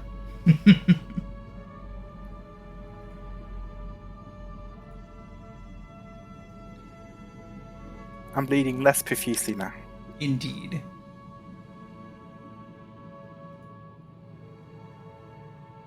Alright, y'all. So, I'll put you on the better visual representation of the Ruby in the Rough, and you all can decide, so you guys can get a look at what you're seeing here. And then you all can decide if you want to go into the catacombs or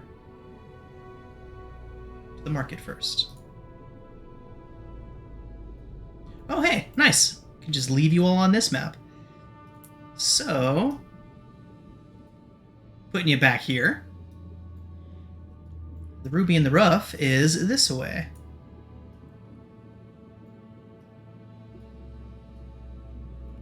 Here, I'll just teleport y'all.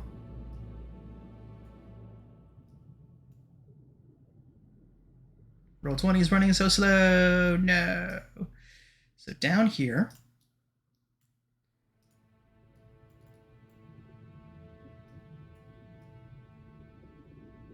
And then up here.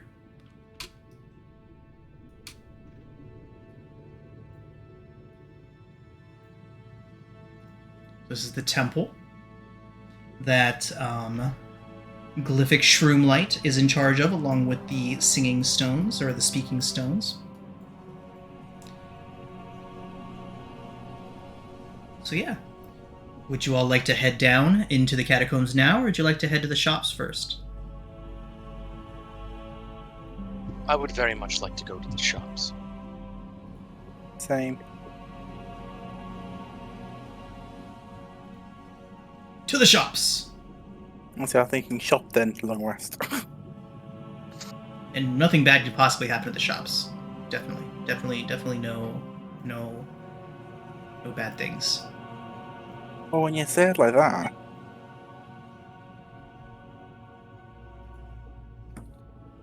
Okay. So, the trading grotto is in a cavern. It serves as a central market. It is a large cavern here. All manner of fungi litter the corners. It looks like this used to be a bit of a breeding ground for many fungi, but they have been since relocated to the corners and outskirts of this large tavern. There are merchants gathered in a multitude here. Stone stalls, some that appear to have been thrown up just out of Zerkwood and whatever else was lying around. There appears to be a couple caravans here as well.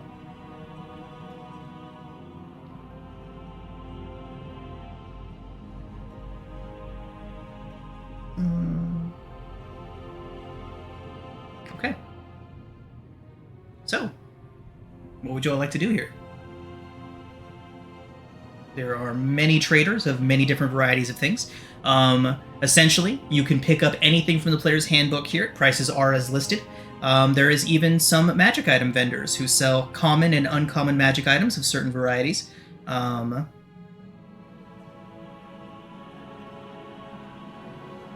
Yeah. You also could sell whatever it is that you need to sell here. I'm sure several of you are carrying some things that you'd rather not be anymore. Yes, what have you all collected? So much.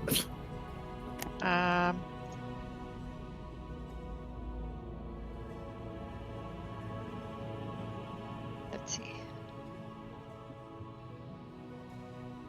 Everything's in the loot party loot bag. Except the things that I didn't edit. What we just 4,000 silver pieces, 1,200 gold pieces. Jesus. So this is why I put the same magical prices thing up. Scrolls, potions, and common and uncommon magic items. Not all common and uncommon magic items. However, there are plenty here. So, Yeah, if there's a common or uncommon magic item that you all would like to see if it's here, depending on the rarity and usefulness, I will give a certain percentile chance for it to be here among the markets. But any mundane, non-magical items of any variety, you can find here for purchase. So, Aranis would like to take out 600 gold pieces from the party loot so that he can purchase 2 300 gold piece worth diamonds. Done. So that he can cast Revivify. Nice. Okay. I'm hoping the party agrees this is a party expense. Everybody? I mean, he doesn't have to. I mean, like, Anybody if opposed to being brought you back to want to life? die, I'm fine with it. Sounds good to me. we need Do to. it. We have gold listed a few different places on the sheet. We may want to Consolidate. try to consolidate. You also just got literally 2k, 2,000 more gold from that treasure. Let's say chest if I take 2 rubies is 500. If I take 100 in gold pieces, I'm hoping I can trade those into a diamond merchant, a jewel craft or whatever what they're called, and get the necessary diamonds back. That seems like a nice trade for them. What is it exactly you'd like to do? Sorry? Actually, if I take 2 rubies that are worth 250 gold each, Uh-huh. and then 2 zircons, which are worth 50 gold pieces each, Mhm. can I trade these into a jewel merchant yeah. for? Okay, so you just want to trade one type of gem in for another. I mean, 2 rubies and 2 zircons, but yeah, Cool, that's fine. cool. Excellent. I shall edit the sheet accordingly. Cool. Oh wait, am I allowed to edit the sheet, or do you want to do that? No, you can go ahead. I was coming to Ara. I think she's been. Oh, okay. You've been maintaining this, haven't you? Oh, yeah, I can edit it. So what did you take out? I took the rubies we just got. So Yeah. I took 2 of those rubies, Okay, so we're down to 6. Okay. and I took 2 of the zircons, which are at the top of the paragraph, the last paragraph. Okay.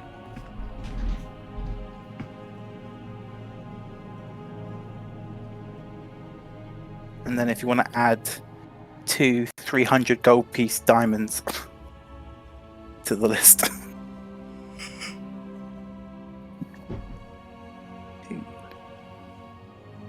So what's our overall funding looking like?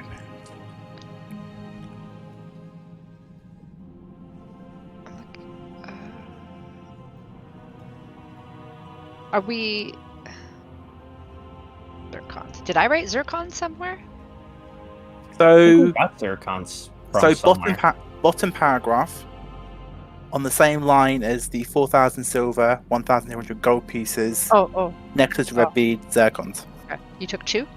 Yes. Okay, so we're down to 9. Aranis, are you going to keep that gold sensor? I was actually going to use it in a ritual, Okay. but once I've used it, if people don't, do you think people would still pay that much for a used gold sensor?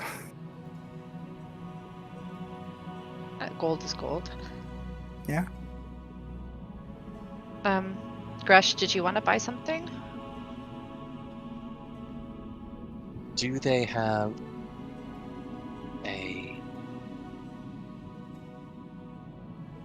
perhaps a pearl of power?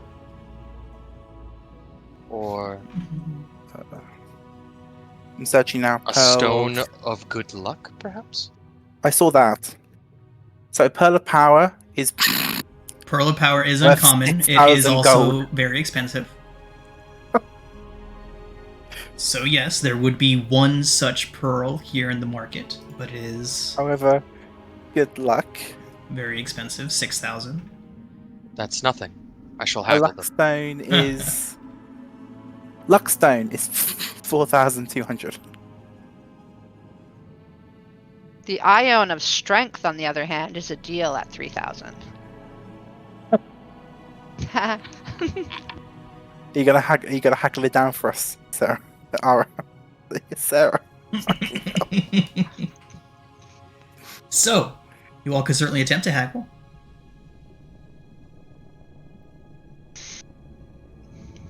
I'm just going to try to calculate how much gold we have.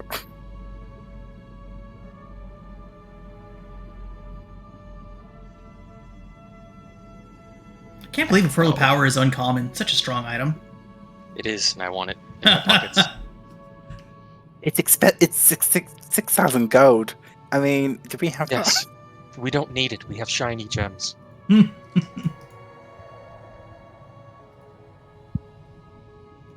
gold? Silver. Y'all have just been hauling all kinds of shit around with you. You kept giving us Sarah. Yeah. Perhaps you can convince this fine merchant to give me the Pearl of Power for far, far, far, far, far less. You're good at that, aren't you? You have to tell me, what does this pearl do? It's powerful. All right, that's all the information I needed. What are we selling from everything in this list? I mean, might as well just do the gems. Because we've got like torches, ropes, potion of climbing, 2 spell scrolls, potion of fire breath, Durga lantern armor. Crawler meat. The bracelets, the stick. I'll sell the sensor. If I need one, I can just buy like an iron one for, I imagine, a bit cheaper. So, like, are we comfortable selling everything? Is there anything people want from the list? Necklace with red beads. Have you all figured out what that is yet? Yeah. Okay, good. As a player, I know Yeah, what as it a is. player, yeah, but I don't think anybody actually took a time to look at it. Do you imagine showing that to a shopkeeper? Be like, Schrodinger we found this thing, just red no, beads. Oh wait, yeah, Schrodinger- Schrodinger looked at Schrodinger it. used it. I think you even used it. No, I didn't use it, but the Schrodinger, like a couple sessions ago, did identify it as a necklace of fireball, and I think somebody rolled it, and I think it was Max or something like Yeah, that. yep. That is a thing. That's what happened. So are people okay with selling everything on here, other than the necklace with red beads? Well, I want to keep the potions of healing. Oh yeah. I meant like the really monetary stuff. Like we got crystals, gold bracelets. So yeah. Okay. Okay. Okay. I'll start tallying how much we have. And I'll tell you Can- what to remove. Can Sarah haggle for Gresh? I would He say wants the lowest we could get the Pearl of Power down to would be 4K, and that would require a roll of 20 or higher. That's a lot. I don't think we have. I don't think we have. Do we have that in gold? I don't think Let's we have that in cut gold. it in half, from 6K down to 3K, and that it would require a roll of 20 or higher. I don't think we have that in gold either. Right. Guess Crash is doing without. Do you have a stone made of luck? That's 3k. So yes, a Luckstone would be here, and we'll use the same math. With a roll of 20 or higher, you can get the price cut in half, and then diminishing returns from there.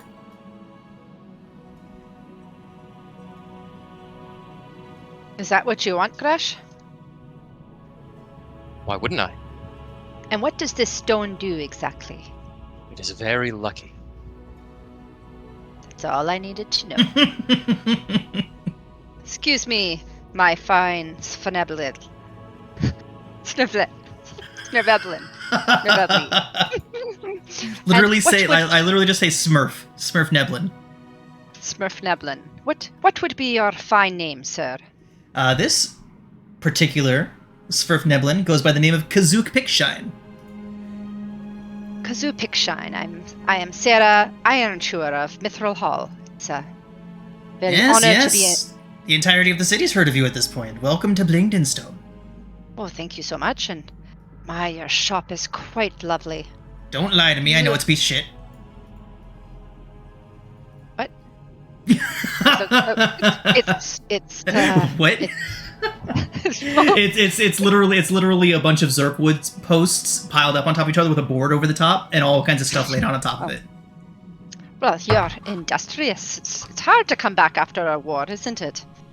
But you're doing well. And look at all these lovely items. I'm in search of something very in particular.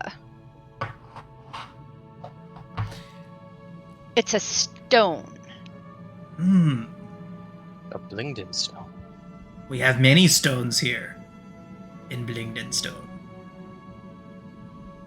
Now, this stone would bring the bearer luck. He nods. Would you? Says, Our crafters have indeed produced many such an item. He would go beneath his counter, beneath his stand, and pull out a box. It's got a few different little trinkets and baubles in there. What looks like a feather attached to a trinket, and a small, smooth stone. Crash, would that be what you're looking for? It would appear so. Stone. That might be the stone I'm looking for, but it looks like it's got a chip in the corner. Says, oh, you're right. Shouldn't be selling this then, don't want to be selling faulty merchandise. Oh, well, let's not be too rash. Go ahead and make a persuasion check. Okay. I will use my... I think I have a... Let's see. Okay, so I will use my channel divinity in this case to persuade him that I should receive the chipped stone at a hearty discount.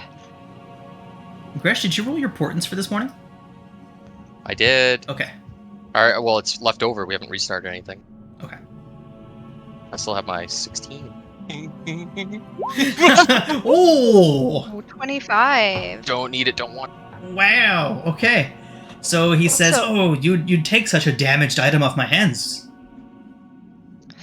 Well, you know, dwarves and Frablablis have much in common when it comes to the stone. We honor the stone.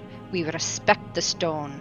So, if your stone is chipped, then it is what I consider a blessing. Beautiful a in its blemish. flaws, if you. That's right. See, look, we are one. And she points to her head and points to his head, like we are one. And He will sell it to you for 1,500. oh, well, wonderful! Oh my God, it's so beautiful. Thank you. So And it then is she'll a turn- smooth gray stone with a single emerald chip right in the middle of it. And she'll turn to Uranus. Do we have 1,500 gold to give you? We do, but that's a lot. We do.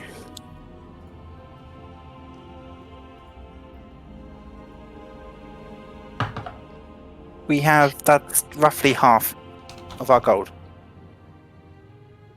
on one magic item.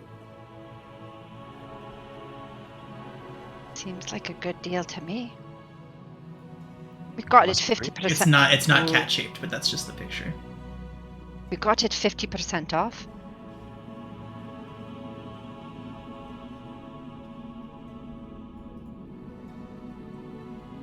So sold.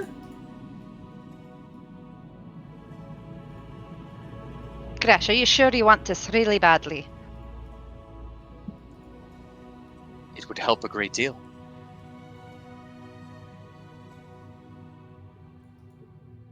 Well, then it's yours. And she claps her hands and hands over the money. It is a very good item for any spellcaster to have.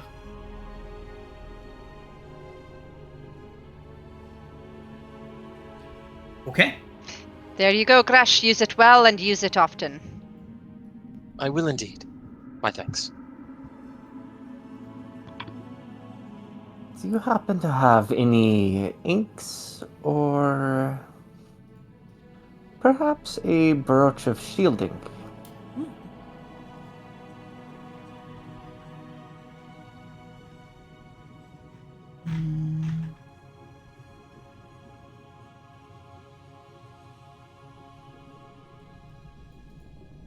He does have a brooch of shielding. However, the absolute cheapest he'd be able to let that go for would be $37.50.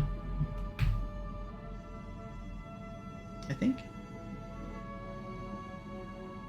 $37.50.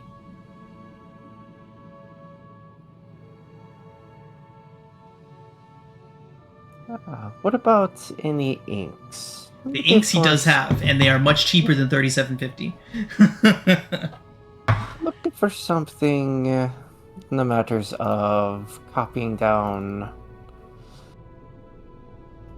something for a third level spell. Okay, so the ink is in the PHB, and then as far as you just want to buy the ink and the parchment to scribe your own spell scroll, right?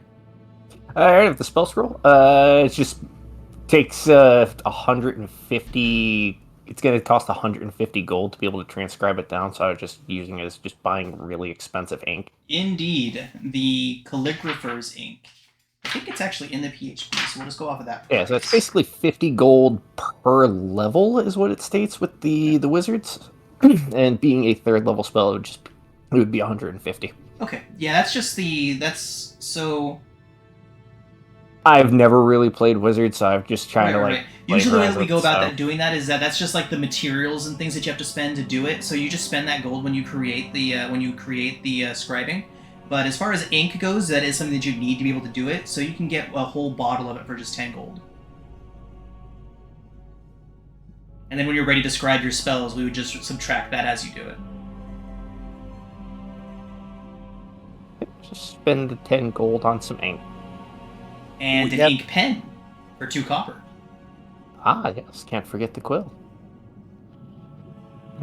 Thank him on the very nice quill that he sells and the bottle of ink. Okay.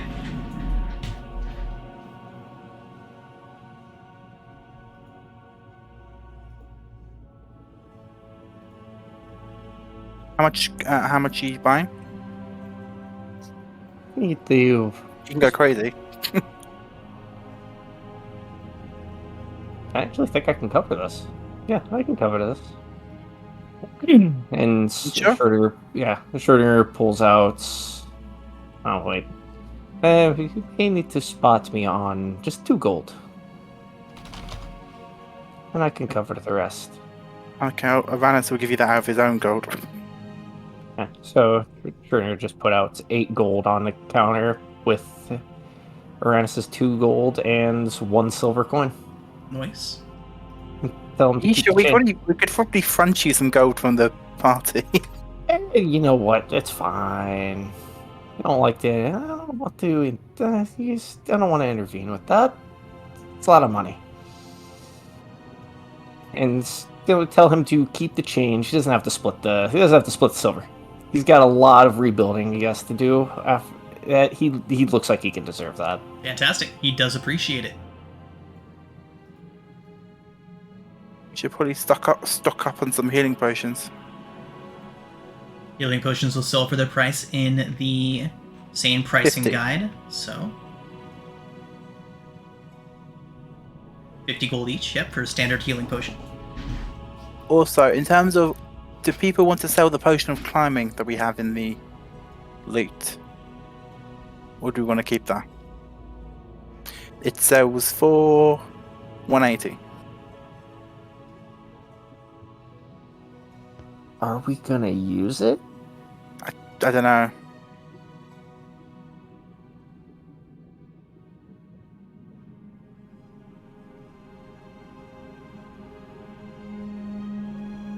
Okay, what about the spell scroll of Longstrider?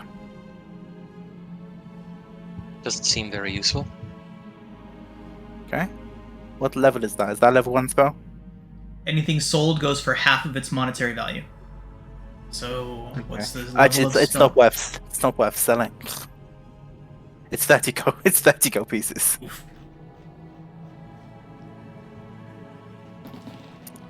Okay, we can sell that. Okay, that's gone. The potion of fire breath sells for 75. So we sold Longstrider.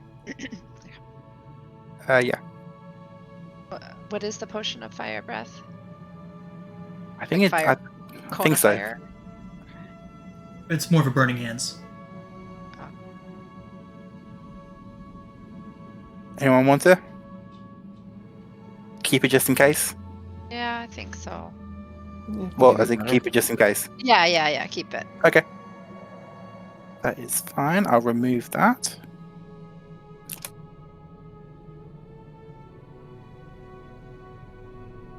And then I've sold the 3 gold bracelets worth 35, the 3 gold bracelets and 1 worth 75, walking stick and the ewer, Ewer. the gold, the gold sensor, the silver necklace, the zircons, the rubies, and taking out the good luck stone, we have 3,329 gold Jeez, you still have that pieces much left? Damn.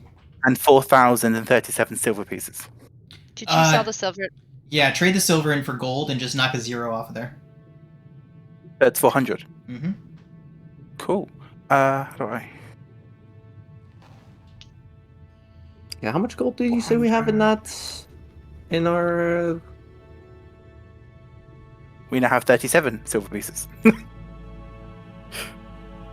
We have 3,729 gold pieces. You sold the zircons? Yes. Okay. Alright, so I'm gonna take 150 of that gold for spell copying purposes. I was gonna. Yeah, that's why I was suggesting.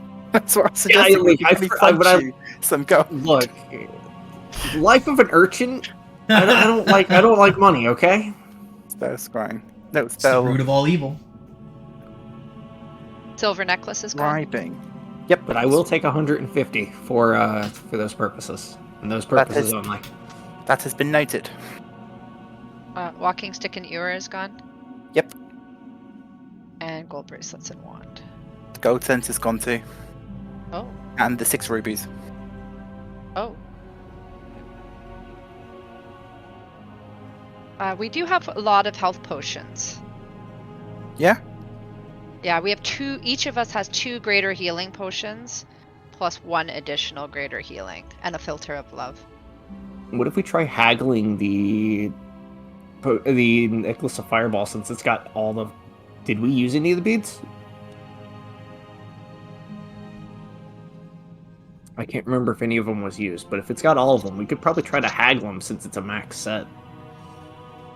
If we really don't want it. Haggle what? Haggle the necklace of fireball since it's got. If it has every bead on it, I don't recall for you, anybody. though. It's good for any of us. It's good for anybody. It's literally a room clear. Just throw fireballs. I Six I of think them. we keep. We should I keep think it. we keep it unless there's something very specific we need, and then we'll sell it Okay. because we'll only get half value for it. We could also sell Grash. We can't sell Grash. Who would mind? Good try. You Look at his could knowledge. try. The robe of useful items.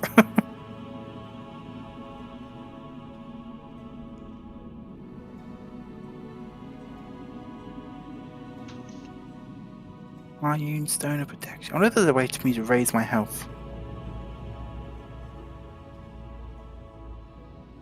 There's things that raise your con.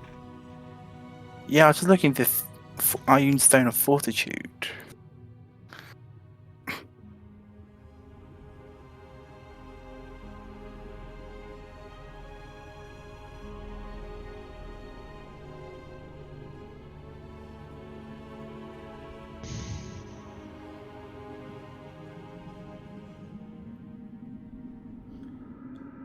Anything you want, Sarah?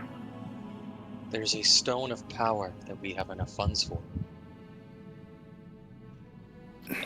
I mean, there is, but then Well, there's fu- also other things. What's it called? What's what called? Stone of Power? Is that what it's called on the list? No. What about a ring of mind shielding? Pearl of Power? Or Staff of Power?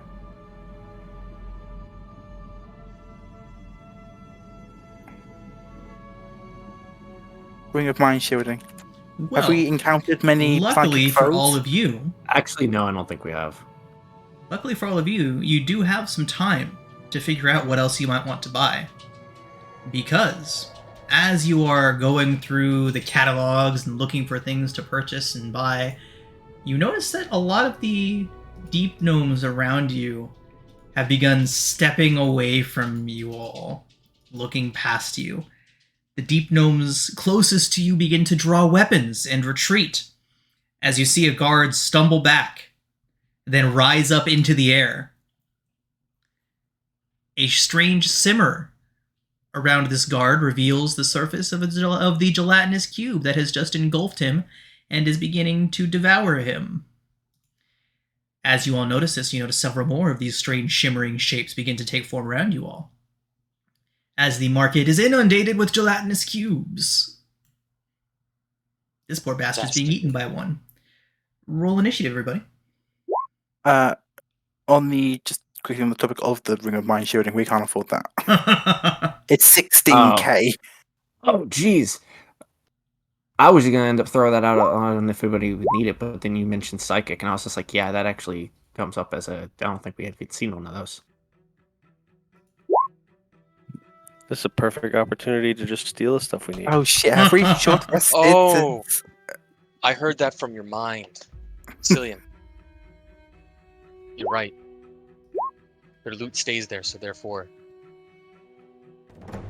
Oh, the shopkeeper's in danger. We should fall back until he's, gone. Cillian and Gresh are getting shifty eyes. I think I know what they're talking about. We're just looking at each other, just staring.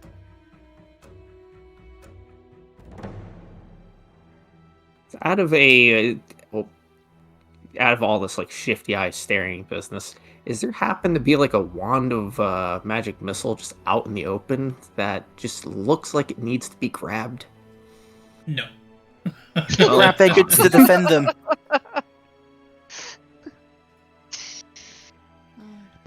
Well, aside from your thieving, we still need initiatives from Cillian and Gresh. Oh wait, Zomboys, where are you guys at? Everything's lagging. Get wrecked.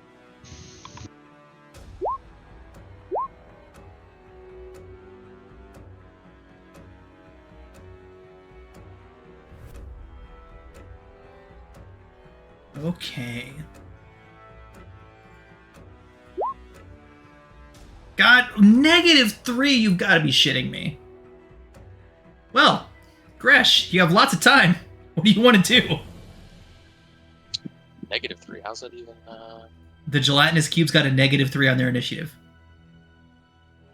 I didn't think you can have less than 2, or let alone 1. It's your dex score, isn't it? So I guess if your dex is low enough. Yeah. Gelatinous cube's dex is a -4. So Quick, fireball them. they could get a -4 on their initiative score. Okay, anyway. I will cast...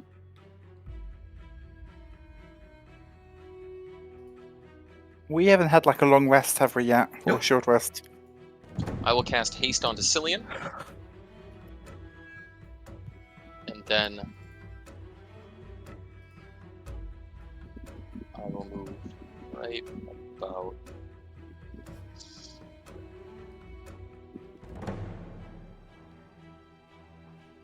Cillian, you have Haste. Sweet. That will be the end of my turn.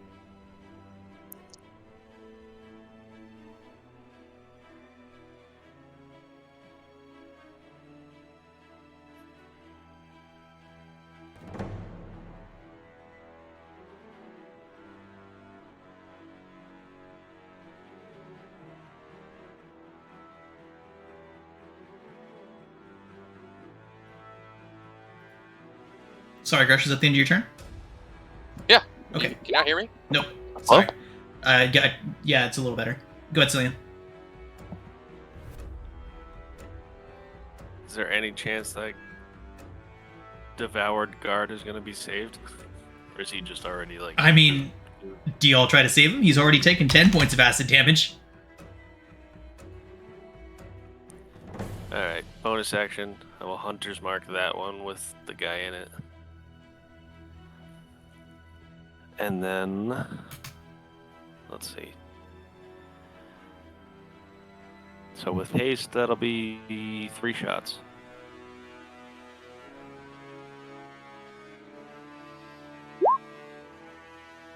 $14 hits.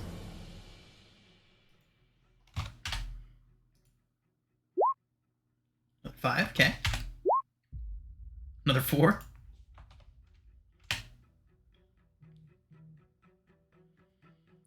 Okay, second shot.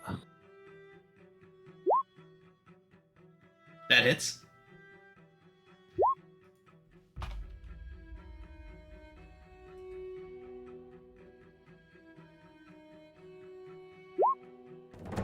Another hit.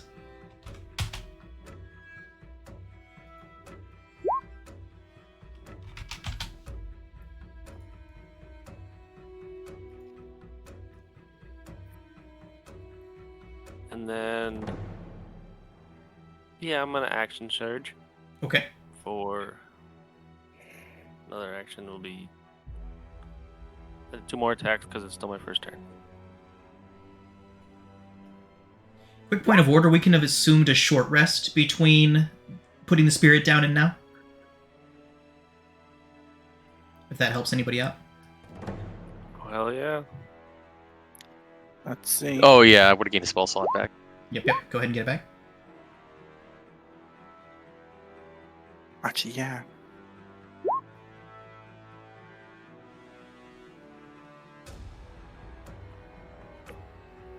Oh boy. This is Yeah, gonna what do be you fun to start doing? tabulate all that.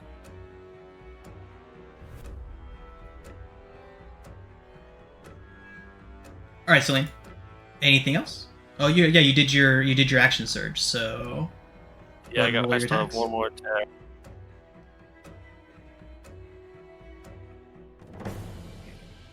Did you count that 22 with 9 damage yet? no, I did not. Thank you. Right above Divine it. Power.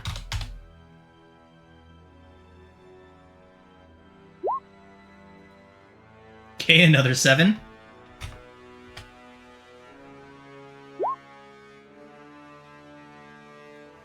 And then Distracting Strike.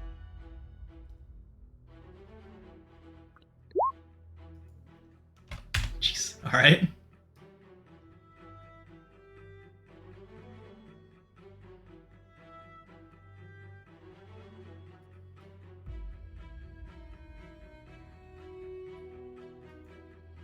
All right. Schrodinger. Well, do I free that man or do I just unload onto this one? Oh, the dilemmas. Schrodinger will fire magic missiles at this one at 3rd level. Which one? The one with the man inside. Got it. He will be firing magic missiles until it dies. Okay. And, well, if it doesn't die from whatever this is about to be. How many missiles? 3rd level. 5 missiles. Ooh, that is exactly enough. 15 points. Drops this one and frees Mev Flintnapper from the ooze. He plops down to the ground, gasping, kind of rubbing off all this acidy ooze from himself. And he looks up and gives you a nod of thanks before he starts to scramble away. Give him I'll shout at him. I'll take a cloak of protection as payment. This is a guard. This is sorry. This is a guard. This is not the shopkeep. Wait, it's guard. Get Where's along.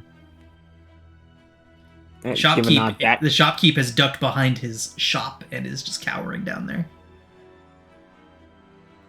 the 2 zombies. I'm going to step around Schrodinger. I'm going to step around Schrodinger here. And they're going to slam into the gelatinous. Okay.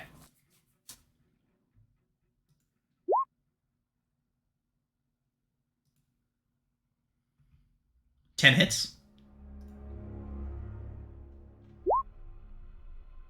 I cannot see these numbers because of dark mode.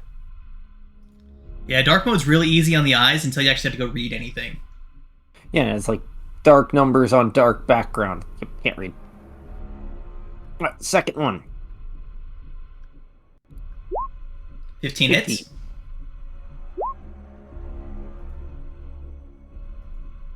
Okay.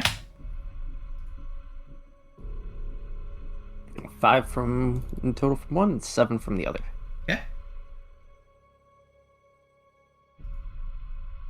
Alright, just have to stand there and take it. Uranus. Okay. So.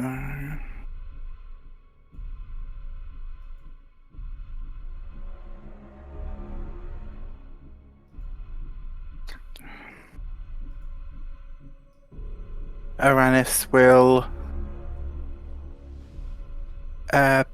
take a hold of his holy symbol, hold it up, and use his channel divinity for Radiance of the Dawn. Nice. Can all 3 oozes make a con save? Oh, they're going to be good at this, aren't they? DC and damage? The DC is... I have it here. 15 for 18. Half on success. Yes. 2 of them fail. Yes. They take the full 18 radiant. Okay.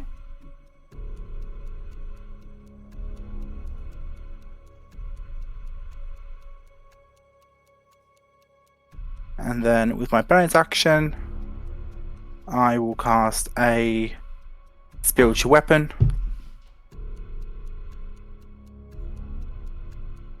For it to appear right here.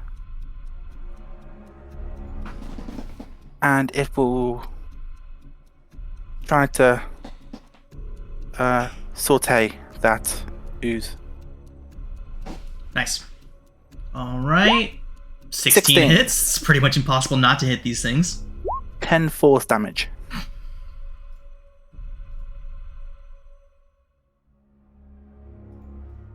Alright. And that is all I got. Sarah. Okay.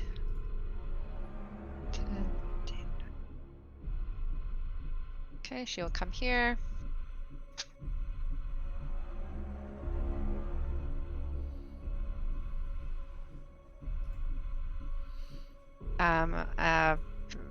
Bonus action, Shield of Faith. And strike out. Ooh, nice. Good hit. 28. Oh, sorry. Sorry, I Just had 9? that. No, I accidentally put Smite on that. I had that ticked off. Alright, just 9. And again. Good hit. 18 total. Okay. That's it. And that do bring us to the cubes finally getting to act. Alright. Rannis, there is one headed your way. Mm. Ooh, and one can reach Cillian. Alright. So, Cillian, it just kind of scoots up towards you. I need you to make a dexterity saving throw as it tries to continue to scoot onto you. Haste will give me advantage on the save. Yeah. Okay. You do succeed, and it just lashes out at you once with one of its pseudopods since it failed to engulf you, and that is only an 8 to hit. I'm sure that will miss. Uranus, this one is going to try to engulf you. Dexterity saving throw, please. Oh no. No, be positive. Be positive. I got this. Oh my god. Uranus, I'm gonna touch your chest and push you back with Hulk strength as I use my last portent dice of a 16. Nice. Thank you. Almost got engulfed there, Uranus. It will pseudopod Gresh in reprisal. Ooh, Sorry. wow. Crits. Wait, I use my warding flare to put disadvantage It gets a 9. on that. I have your back too. Okay, now let's see who... Zombie. Dexterity saving throw from this zombie.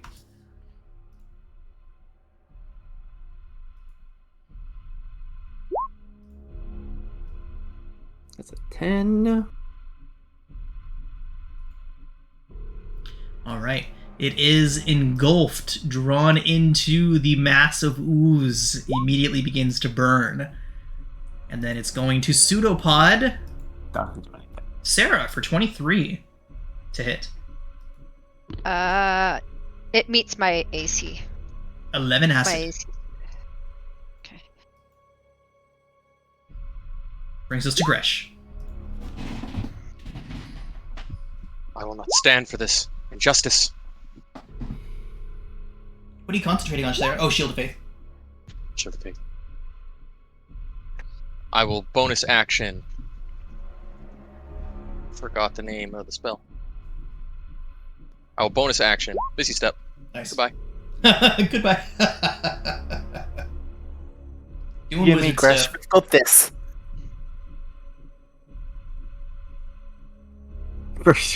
Miranda says, "You and me, Gresh, we got this." He looks back at Gresh. He's not even there. Good luck! As I turn it, I turn into fog behind you, and I just yell, "Good luck!" Crash. And now I use my cantrip to cast Firebolt on the injured guy in front of me. Okay. 15 hits. 9 fire. Okay. That'll be the end of my turn. Cillian.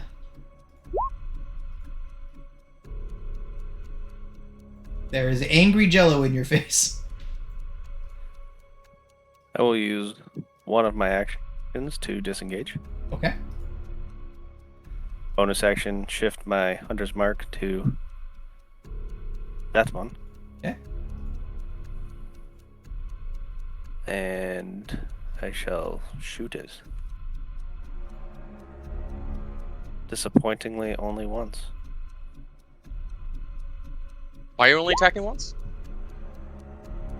16 hits. Because I used one of those actions to disengage. That's why. Oh, it takes an action? Yeah, I'm not a rogue. Ranger and Oh, fighter. That's a shame. It's a shame that you didn't pick rogue. Yeah, fighter doesn't get a second attack until level 5. I always forget that. Okay. Jeez, lots of stacking damage though. Might as well be attacking multiple times. Yep. So yeah, distracting strike again. Next person to attack that cube has advantage. Okay. Shro. That's it. Bonus action, Misty Step Okay. behind Uranus.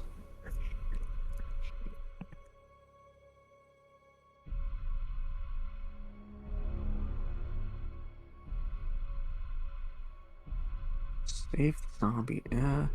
To Toll of the Dead, the slime holding the zombie. Can you guess how good it is at wisdom saves? Pretty terrible. It does get a -1. Oh, nice. Negatives. Right. 2d12. 13 points, okay.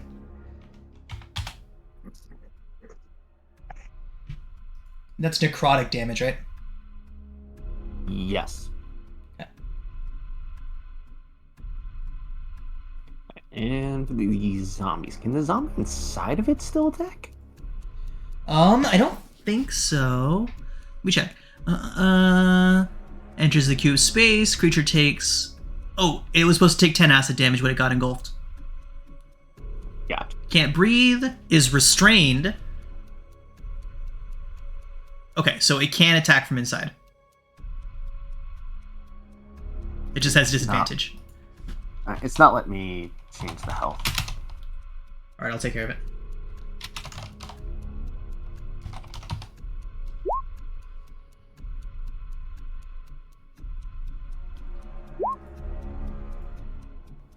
So Well, shit, it's not letting me change the health either. it's letting me change it on 1. I thought it was just because it was... I thought it was like Roll20 was thinking I was clicking on the gelatinous. Did you say it can or it can't? It can. It has a disadvantage, but it can. So the one on the outside is going to attack first. Okay. It hits. For 10. 10. And the one on the inside is going to try. 6 hits. Wow. And 6 damage is enough to send your zombie tumbling out of that cube. The zombie just lunges forward and just beats his way out of the gelatin mush.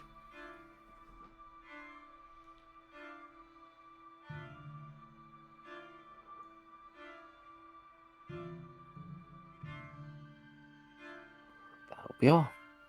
Uranus. 20 foot. Is this possible?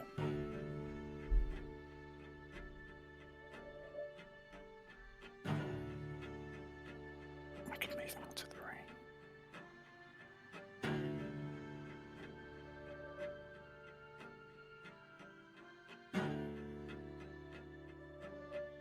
So, just to confirm, from this point, if I cast Fireball here, Uh-huh. 20-foot radius, that won't hit Schrodinger or me. It will hit the cube. One hit Cillian and will hit this cube. I'll pull a template out since we're trying to be that precise with it.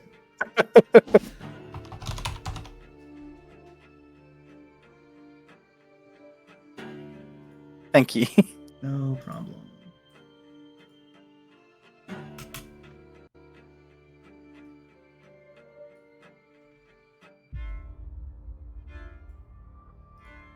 So the center is... I found out that this isn't exactly Yeah. right a minute ago, so let me go ahead and measure real quick. I think it needs Yeah, to be it's one like- thing bigger. Yeah.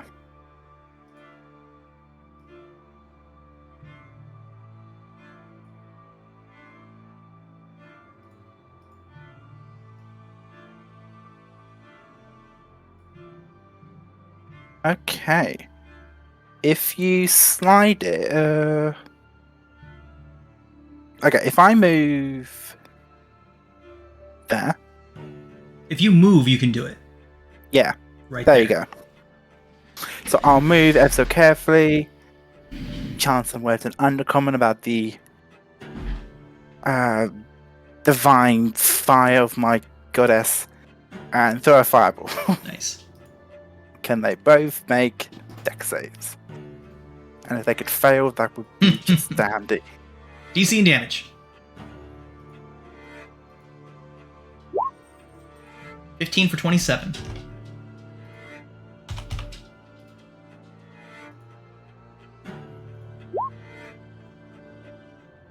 One of them succeeds miraculously. on.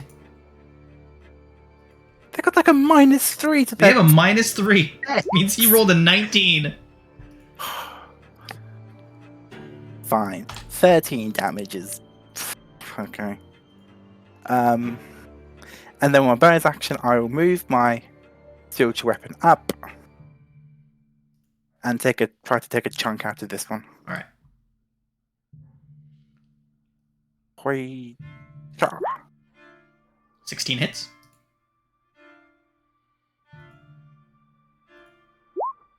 Seven. 7 force. Okay. Anything else? That's all I got. Go for it, Sarah.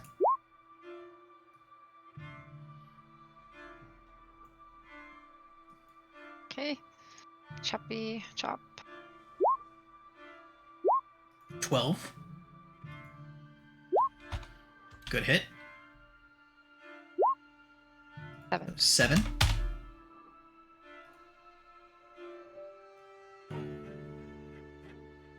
That's it. Okay. The I'm glad these cubes aren't- get another turn. Who shall be engulfed? Sarah, glad your these aren't- turn. What's up? I was going to say, I'm glad these aren't the slime that divide Right. when you hit them. With slashing, right. All right. Sarah, dexterity saving throw.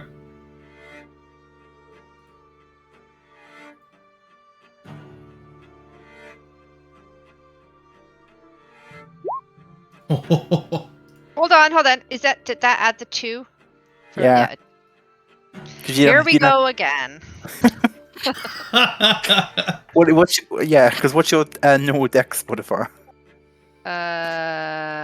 0. And there's a 2 to that.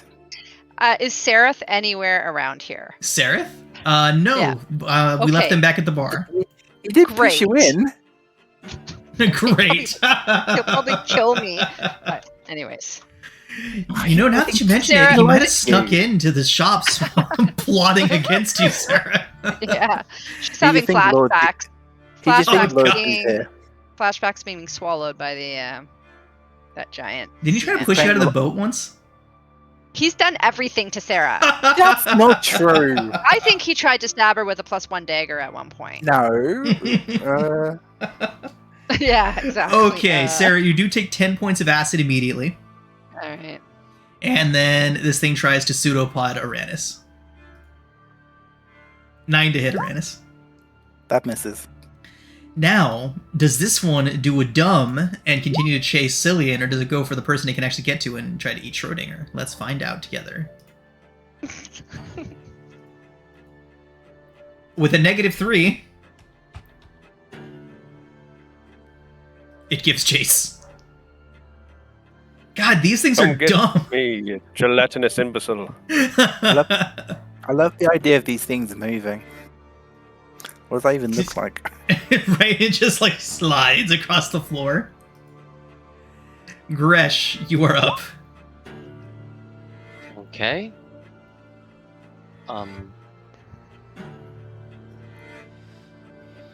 I will say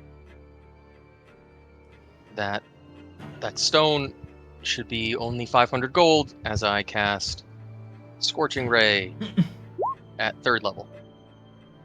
And it won't let me upcast, so I don't know. So I'm going to click it, but usually it lets me upcast, but it doesn't anymore for some reason.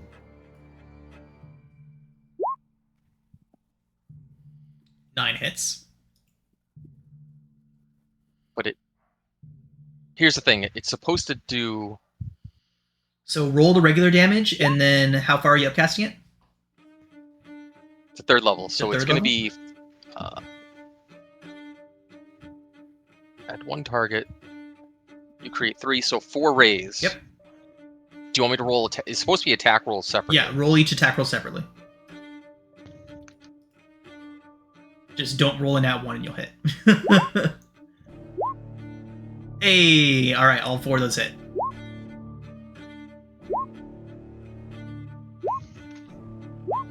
So the first 2 take it down. No, more fire. Explosions. Yeah. Sarah is out. Ugh. It's probably super clean. Probably, yeah. Oh, let me get some of that goop off of you. Sorry. Nothing like an acid bath. Oh god. And that'll be the end of my turn. Cillian. Acid baths are good for your armor. Bonus action. Moving my mark to the terrifyingly agile monster in pursuit. And 2 shots. Oh! Literally the only way you Wow. can miss. Wow. Your crossbow explodes. The antithesis of what Cillian has become. It's either 70 points to open combat or snake eyes. Snake eyes. That's a hit. For 19, wow. Distracting strike again. Advantage for next attack. For 6, okay. Alright. Anything else for and- Cillian? Yep, I'm gonna go, oh no. He's gonna catch me. Don't I'm you like get a literally walking away. Do you get a third attack? Only on his first turn. No, for haste. Is he not hasted? That's why you got 2. No, as I have a heavy crossbow, I get 1 attack normally. I get 1 attack from haste. And then my bonus Oh. action is always wasted on my hunter's mark. Okay. That's why I took a heavy crossbow. Schrodinger. Don't worry, Cillian. I'll save you and cast magic missile at 3rd level again. Gonna get me. So that's 15 points.